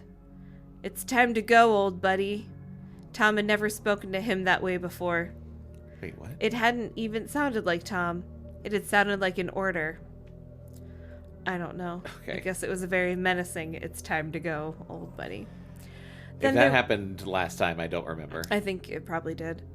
Because we're getting a little recap. Okay. Then there was the purple lizard. Mhm. Ceci had greeted it like an old friend. Davy had not been surprised to see it either, but Carl had never seen a human being move as fast as Davy had when he had crushed the lizard's head beneath his boot. Because he's not human. Because it's fucking... Because he's lizard, Mr. Partridge. lizard person. For an instant, Davy had appeared to be in two places at once. What? Carl knocked on the window again. Ceci turned and waved to him. She turned away before he could speak. I have a new Hey. crazy theory. Yes. Tom is the zombie of the friend that died. Joe? Yeah. Wouldn't everyone recognize him though? Well, that's just it. They can't remember how long he's been there. Yeah, But they but know what all- Joe looks but like. if he looked like Joe, they'd be like, Alien "Oh, that's Joe." magic and Alien magic. or a spell or Yeah. science. Spell science. Magic, a spell, or science. Well, You're you really know, covering all your bases, aren't you? When science is advanced enough, it appears like magic. That is true. He glanced at the desert to either side of the road. Sand and weeds and a black land. Jumping wouldn't get him too far. He looked up at the stars. See, hard, think about jumping bright- out of his own truck. In the middle of the desert Fuck at this! night. He looked up at the stars. Hard, bright points in a moonless sky. At least the sky wasn't empty. They would have to go through point 9 to get to point 10. What does He that wasn't mean? look- What does that mean? I What? think it's Scavenger Hunt talk. Okay. He wasn't looking forward to going to Hawaii anymore.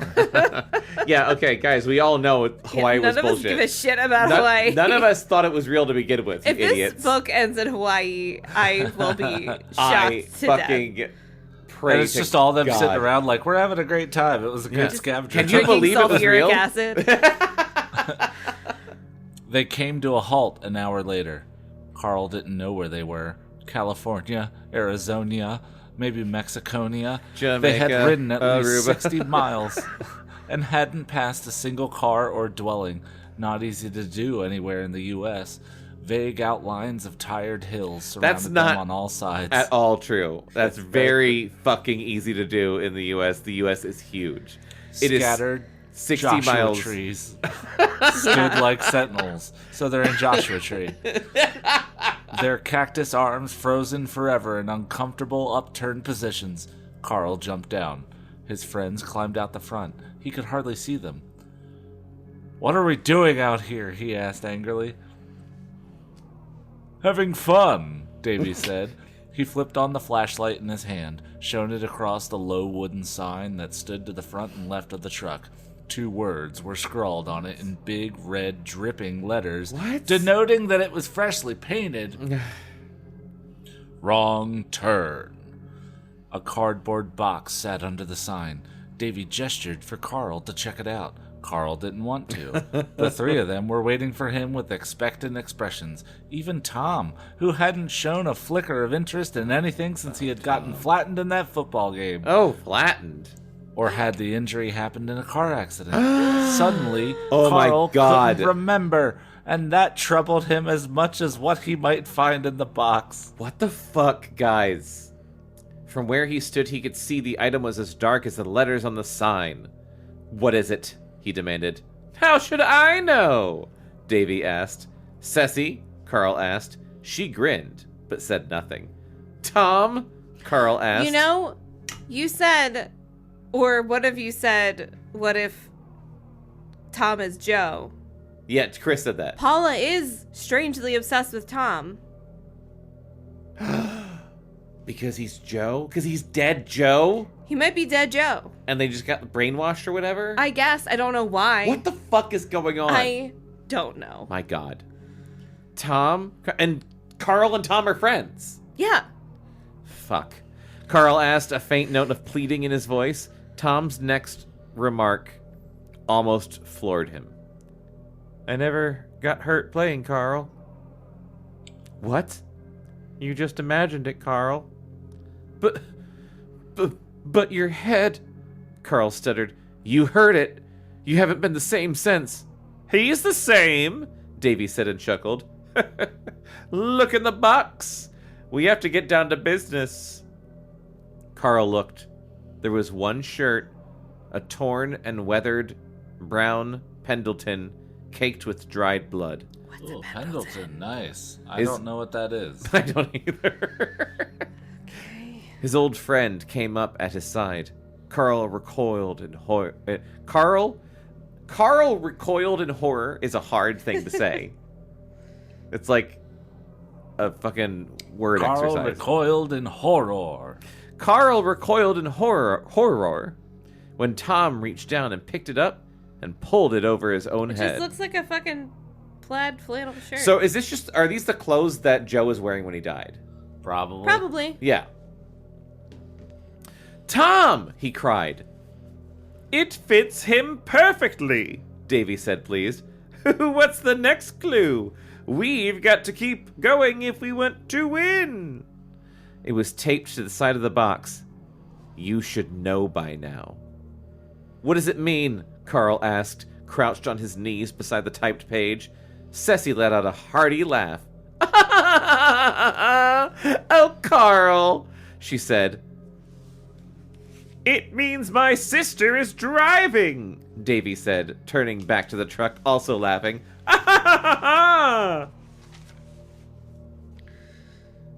Sorry, writing down. I feel like it's gonna be Becca's hard to stop furiously reading at the writing end of notes. the episode. Yeah, it is.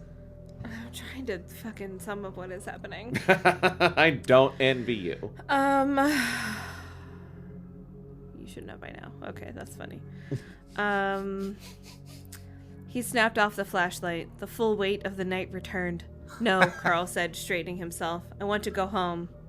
An incredibly powerful hand grabbed the top of his arm. Carl could not believe it was his friend until his friend spoke. No, Carl, Tom said. Carl tried to shake loose.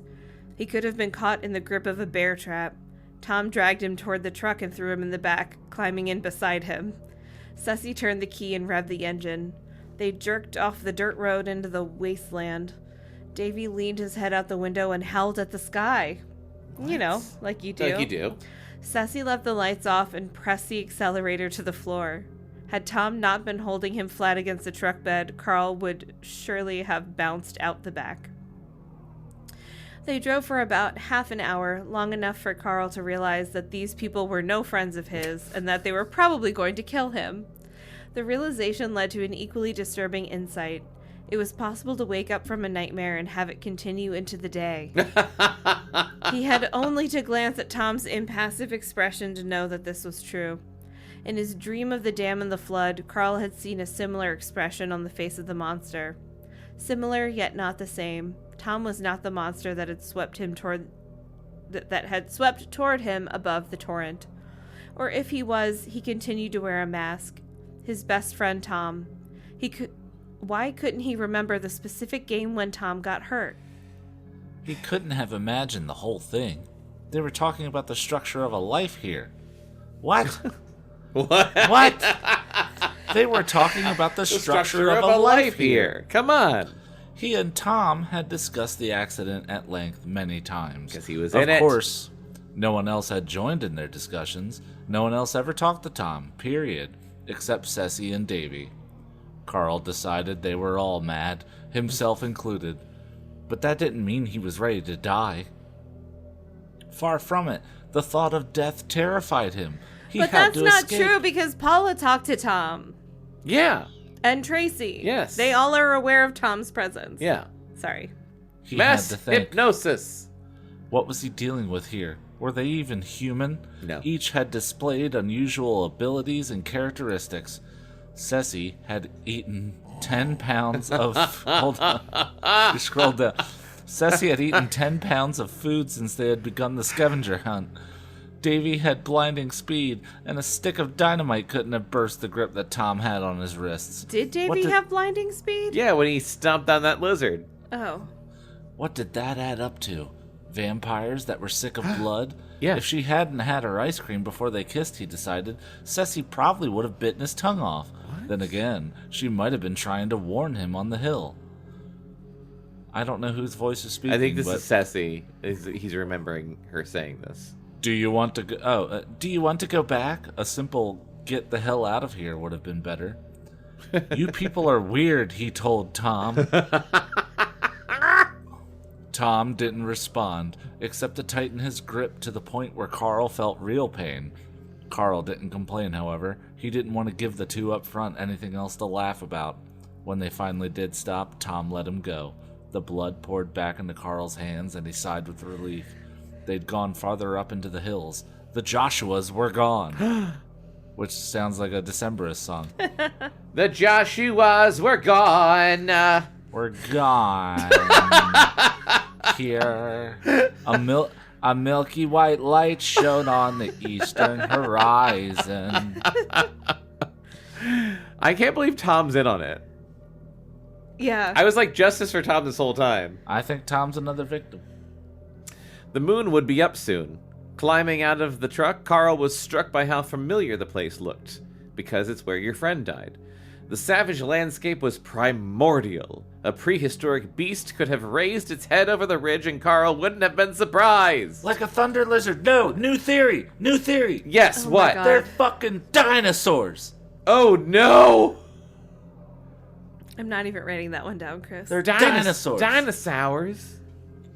Dinosaurs. Oh my god, what if they're fucking dinosaurs? They're not dinosaurs. You don't know. They already had a fucking dinosaur clue with the oil, terrible lizard, all that shit. And they're Where- upset with humanity. Where are we? He asked. They're like a subterranean race or some shit. Like Silurians from Doctor Who. Rust Valley, Davy said, walking slowly toward him with an object that looked amazingly like the rifle Carl stowed in the locked tool chest at the back of his truck. For the rare occasion, he went target shooting. That was all one sentence. Okay, this is also a memory. But the individual who had researched Volta put together enough facts to figure the mine must lie approximately 50 miles east of here, near Rust Valley. Are we going prospecting? Carl asked, glancing at Ceci, who had her head turned in the direction of the moon, the faint light giving her ordinarily tan skin and otherworldly transparency, like a lizard or a dinosaur. Or an alien. Or an alien. An alien dinosaur. Or a vampire. Not exactly. Alien vampire dinosaurs. Davy said, coming closer. We already know where the treasure is. Treasure. We just want you to do a little digging for us. Sorry, Carl said. I don't work for free. Wow! And he put some sunglasses on. Had Carl any doubts about Davy's inhuman reflexes, Davy answered them for him in a flash of movement that left Carl bent over on his knees on the ground, choking his guts out. Davy had reversed the rifle and rammed the butt end into Carl's diaphragm. Carl had never known such agony in his life. His heart and lungs felt as if they would burst. Davy lightly tapped the side of Carl's head with the barrel. Don't worry, Davy said. We'll give you something for your labors. They set him digging at the end of the gully, or gulch, if you will, into a wall of dried mud as hard as stone. All he had to work with was the steel bar he used to change flat tires. A monkey wrench. They're in a gully. Which he did not want to be. Tom stood Gotta motionless. smile at a Bekah. That was a great joke.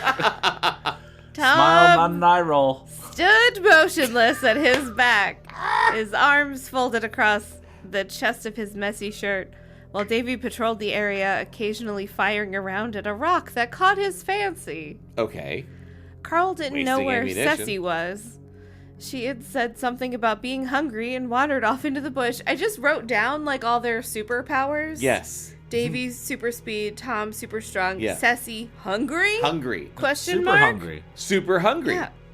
Insatiable. That's her She hadn't superpower. said a thing when Davy knocked the wind out of him. The bitch.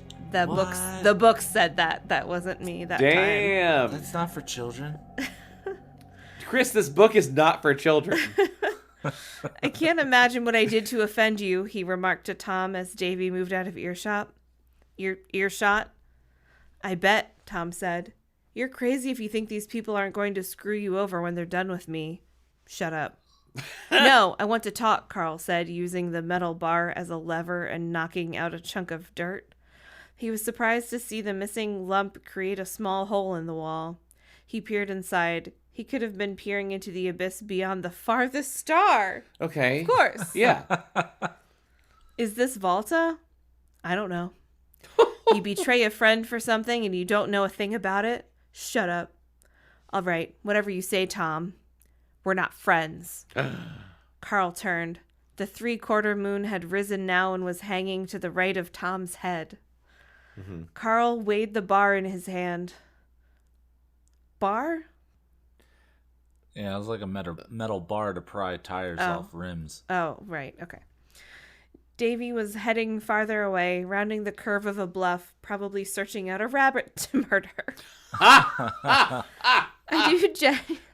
do genuinely love Christopher Pike sometimes. Yes. Tom stood defenseless.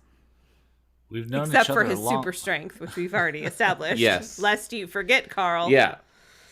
We've known each other a long time, Carl said, taking a step toward him. Tell me what's going on. You'll see. How did you get so strong? Keep digging. Yeah, but if you're so fucking strong, why am I digging? Was the scavenger hunt a farce to get me out here? He took another step, tightening his hold on the bar. Why the thing with the clothes? A peculiar look touched Tom's flat features, sorrow mixed with uncertainty. He raised his right arm, studying the material of the bloody wool shirt as if he were seeing it for the first time. I gave you my clothes to wear, he said softly. Carl felt his grip on the bar loosen. He couldn't strike Tom, no matter what he was trying to do to him. Carl recognized Tom's shirt. It had belonged to Joe. Yep. Carl returned to digging. Jesus Christ. Sometime later, the moon had climbed high enough to clear the neighboring hills before Carl managed to chisel away enough of the wall that a person could pass through to the inside. Ceci had returned by then. She was in good spirits. She ate had a found rabbit. Pet. A starving stray dog with 2 rows of protruding ribs that needed maybe one more missed meal to burst through a mangled brown hide. God. Wow. Ew. Ceci was feeding him something dark and juicy from her hands that Carl decided would not benefit from a closer inspection. Thank then you, Carl. why even mention it? What the fuck? Are we ready? She asked. Yes, Davy said, flipping on the flashlight and resting the rifle over his shoulder. I'll lead. You'll follow me, Carl. Ceci and Tom will be at your back. Ceci, leave the dog out here. It's disgusting. No, she said, patting the pooch on the head while it hungrily licked the palm of her other hand for the last remaining morsel of whatever she had been feeding it. I like him. If you like him, leave him, Davy said, annoyed. No, she repeated, turning to Carl. What should we name him?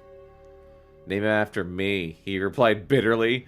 That way you'll have something to remember me by. Ceci smiled. She approved. Davy said that? Carl said that. Carl said that. They went inside. Volta. Strange name for a mine, Rick had said. Then, Davy had told Rick its history, no doubt giving him less than 1/10 of what he really knew, and lying about that. The entrance was narrow. For the first quarter mile, they walked slow and hunched over, brushing the walls and ceiling with their arms and heads, knocking free what looked like fresh brown dirt. What looked like it. Was it it? Was it fresh brown dirt? Who knows? What is anything at this point? Then the way abruptly widened and they were able to stand up straight. It was only then that Carl could see they were in no ordinary mine. There were no supporting wooden posts, and there was no need for them. The walls were no longer loose gravel, but hard black stone, folded in smooth, rippled waves like cooled lava. An unnaturally flat floor stretched out before them. Hands of intelligence had labored here, but Carl doubted if they had been those of a century-old band of ill-equipped miners. Modern machinery probably couldn't have cut such a floor so deep in the ground at any cost.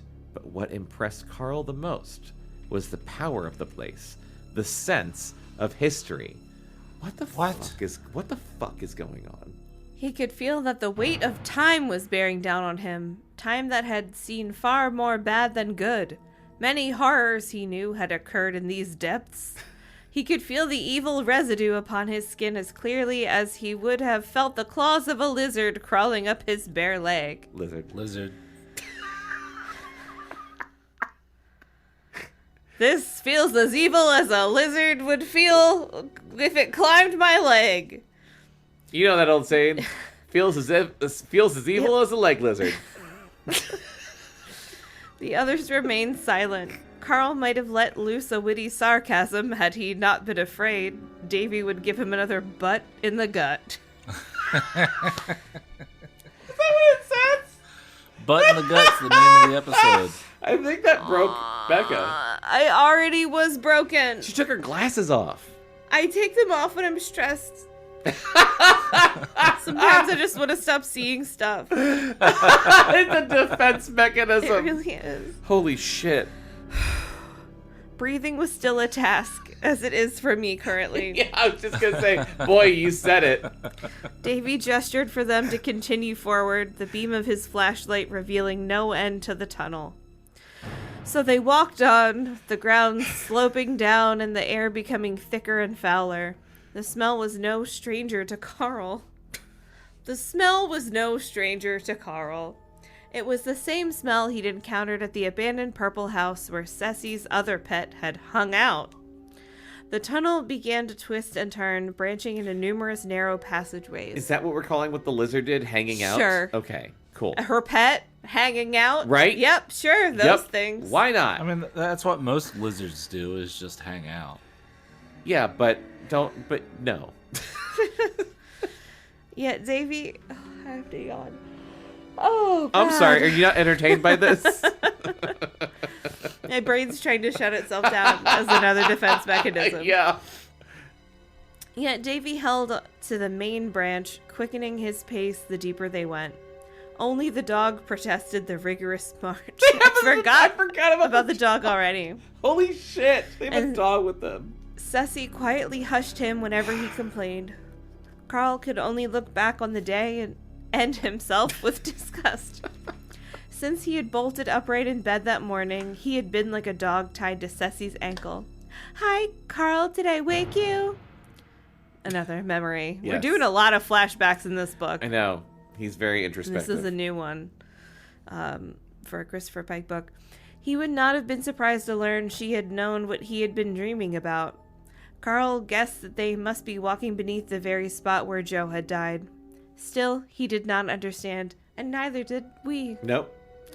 At approximately 2 miles from the entrance, perhaps half a mile beneath the surface, the tunnel came to an abrupt halt, opening into a wide circular chamber. A cul-de-sac, would you say?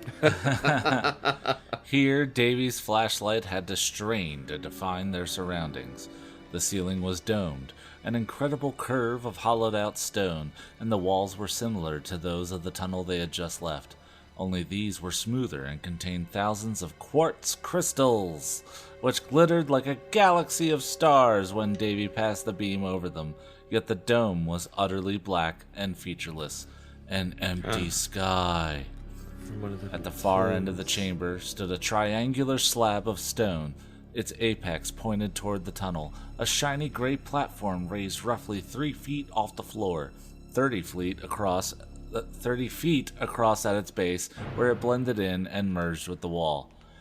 At the center of the base stood an arched doorway approximately 8 feet high. Davy shone his light on it, and Carl saw only darkness beyond. The intensity of the smell was debilitating. They had finally reached the source. So, this is Volta, Carl said, more to hear the sound of his own voice. Okay. The tense despair of the chamber was heartrending. Living beings had been tortured here. He was sure of it. What? He was sure of it. Why? How? Yeah, why? What? Just a feeling he was getting. Okay. Used to, general torture feeling. A place without a beginning, Davy agreed. Without an end. Your hidden waters stink, Carl remarked, half expecting Davy to belt him, but all Davy did was turn and smile. We have more digging for you to do, he said. I don't suppose it'll be for gold. Are you being Indiana Jones I know, now? yeah. Yes, I am. Because of the video game? Yep. Yes, I am, because I played it all yesterday. It's and so I forgot good, to eat isn't dinner. That's how good the game is. I forgot to eat dinner.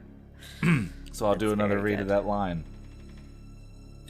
I don't suppose it'll be for gold. It's pretty good. For the past! Davy gestured to the ground in front of the triangular slab. It's not as hard as it looks! Carl still had the bar from his truck with him. Davy made him bring it, but Carl didn't think for an instant of clubbing Davy with it. He could have been holding a loaded rifle and still been defenseless against these creatures. I don't know, Carl said. I don't want to mess with my clothes. Davy swung down the rifle and ran his hand along the barrel. If I splattered your brains over your clothes, would that be a mess? But then your game would have all been wasted, Carl said. You could have killed me in my bedroom this morning. Davy thought that was funny and laughed. Tom came up at Carl's side and pushed him forward. Dig, he snapped. Carl took a step toward the triangular slab, glancing back at Ceci, who was down on her knees, patting the dog's head. She had dust in her long curly black hair, and her white summer dress had been white dress. Remember the fucking old people? Yes. He was like, she's got a white dress on, or whatever her name was. I can't remember her name. Claire. Had been torn at the shoulder, revealing the upper portion of her tan right breast. Carl, get it together. Carl. She looked... I love boobs. What do you want from me? She looked better for the wear. She looked absolutely ravishing. Her dark blue eyes glittered like the crystals embedded in the walls. I told you, she said. I guess you did, he said. Are you having fun? She hugged her dog. Always. It had finally become intolerable. No shit. Oh, I'm sorry. What? The book? Let them do what they wanted. Carl threw down the bar and spoke to them all. I won't do it. Bekah, take us home. Oh my god, okay. Tom took a step toward him, and Carl braced himself for a hard blow. Davy quickly intervened, nodding in the direction of the tunnel. It doesn't matter, Davy said. It'll be dug up. Ceci leapt to her feet, disquiet darkening her carefree brow. Who is it? She demanded. Davy smiled. More victims. Ba, ba, ba, ba, ba. What? I want to keep reading. It's I know. so good. What the fuck? Yeah, Oh I my- genuinely want to know what happens. Yeah. Yeah. Yeah. Because it's insane. What?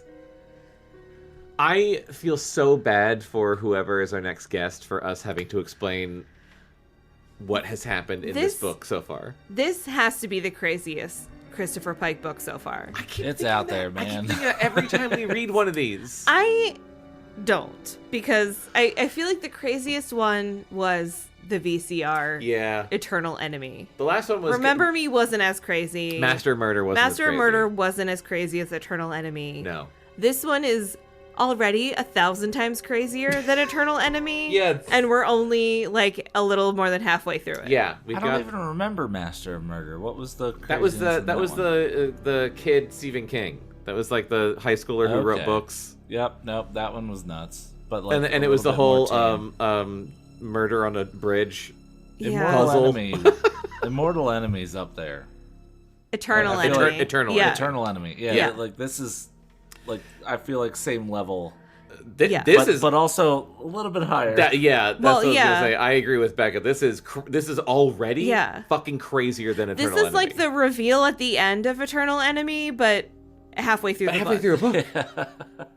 What? So I can't even imagine what the fuck else is happening. Can How- we get Clint Back? back for the last episode? Oh, How- but that's always John. Oh man. How is it that we have yet Maybe we to could get both reach- of them. I can reach out. Oh my god. How funny would it be if we could get Clint for the last That episode? would be amazing. Our How is schedules it that would we have have yet to reach the peak of Pike? Like he just continues to Yeah. surprise us. because he's a gift that keeps giving, Chris. And that's why, as much as I want this entire podcast to just be about Christopher Pike, we have to space him out. Yeah. We can't have too much of a good thing. Also, remember Neil Schusterman? Yeah, we gotta read that other book. Yeah, I went to a Friendsgiving at Huey's house, who was Oh, our nice. guest that suggested that book. Yeah. And he was like, so dude, Great. I just Huey want to impression. know, Yeah. what'd you think of the rest of that book? And I was like, man, it was fucking wild. Kid sent a kid to hell. No, that was Huey's whole thing. He's like, he sent a kid to hell. Yeah, okay. I'm glad to know that that's the thing. Like, because for sure, if that was a book I read as a kid, the one thing I would ever remember was like, a kid went to hell. A kid went to hell. I brought up, I was like, or he created a hell to set him to it. He was like, Yeah. my point exactly. Incredible. I cannot wait to have Yeah, Huey on really, again. it looks like we don't have much left. We've got 2 episodes worth left. Yeah. So. Oh my god. I want to read It's ahead gonna be so a bad. lot to react to. I hate when we have a physical book here because I just want to read 'cause you just ahead wanna read so it. bad. Yeah, it's a big Well, you torture. can pull a Clint and read everything. And I can't because I can't keep a secret like he can. I'll you should spoil email everything. his people and be like, I will. "What have you done?" I'm not kidding. I'm gonna email his people and just be like, long shot. Is he available next week? Yeah. Like if he is, and he wants to come back, we'll have him back. Because I can't not honor the John Walker closer. Yeah. Yeah. But yeah, we'll see. We'll see what happens. And if not, we just want him to know that, that this has been a trip. We just want him to know, I'm sorry. I can't believe you read all this on a plane to Berlin. Oh man, what a good ride though, right? Reading this shit. This would be a great plane book because really you would need be. something really pulpy on a Yes. plane. Yeah, because I've read some stuff on a plane that's like just like good, like not pulpy, but just like Yeah. it's like good fiction, and I'll fall asleep. Not Yeah. because it's bad, but just because like it's a plane ride. Yeah. But yeah, something insane like this, I'd be like, I cannot go to sleep. Yeah. I need to know if they're aliens or lizards or what. You would wake up the person next to you like, "Can you believe this?" I think Tom is Joe. Sir, leave me alone. Well, this was super fun. I'm every once in a while when it's stuff like this, I'm almost glad that like we do an episode where we don't have a guest and we Yeah. just like freak out amongst each other. Well, yeah, I was saying earlier, it's hard to get through the Christopher Pike books, so it's good to have one episode in the middle where it's just us, Yeah. so we can cover some ground. Yeah. Because it's hard. It's just hard to process. No. Having another person makes it even harder to just fucking process. I'm gonna have weird dreams tonight, probably. Probably. Yeah. Like that guy dying in the cave, drinking acid. Fuck, with I his already forgot. dead friend or whatever. Forgot about that part already. Holy shit. Okay. Can't wait to find out what it's all about. I know. I cannot. I cannot wait to keep reading this. Thank you for listening. You can find follow Below Grade Level on Instagram and TikTok. You can follow Cactus Rodeo on Facebook. And you can subscribe to Below Grade Level wherever you find podcasts. Chris and I are also on a show called The Sketchy Show with our friend John Walker, who will show up to close out this book with us. And you can find The Sketchy Show on all those things that I mentioned. Chris, anything else to add, or did I just steal your thunder? That was the one thing I was going to plug. Check Yeah. out The Sketchy Show. It's us improvising sketches, and then Jonathan edits it into something amazing. Yeah. So check it out. You always It's short. It's short episodes. So Yeah. like check it's it out. it's short and it's just so funny that part of your pitch for The Sketchy Show is the editing process. Well, cause I mean, you deserve so much credit for it. Oh, thank you. I appreciate It's like that. like me and John Walker show up and we say mad things. Yeah. But you're the one that has to make it into something. That's true, and that's why it takes so long. The Halloween episode is not out, and it's December, so well, when have we ever had a Halloween episode out on time? literally never. I think literally never. Or a New Year's episode or a Christmas episode? It's never. We successfully did that one time. Look for the Halloween episode of The Sketchy Show coming soon in January 2025. That's it from us. Join us next time as we keep reading Scavenger Hunt by Christopher Pike, and I can't fucking wait to see what happens. We love you. Bye. Bye. Below Grade Level is a Cactus Radio production. You can contact us at podcast@cactusrodeo.com. Subscribe and follow on iTunes, Stitcher, and Spotify, and follow Cactus Rodeo on Facebook, Instagram, and Twitter for more entertainment and updates.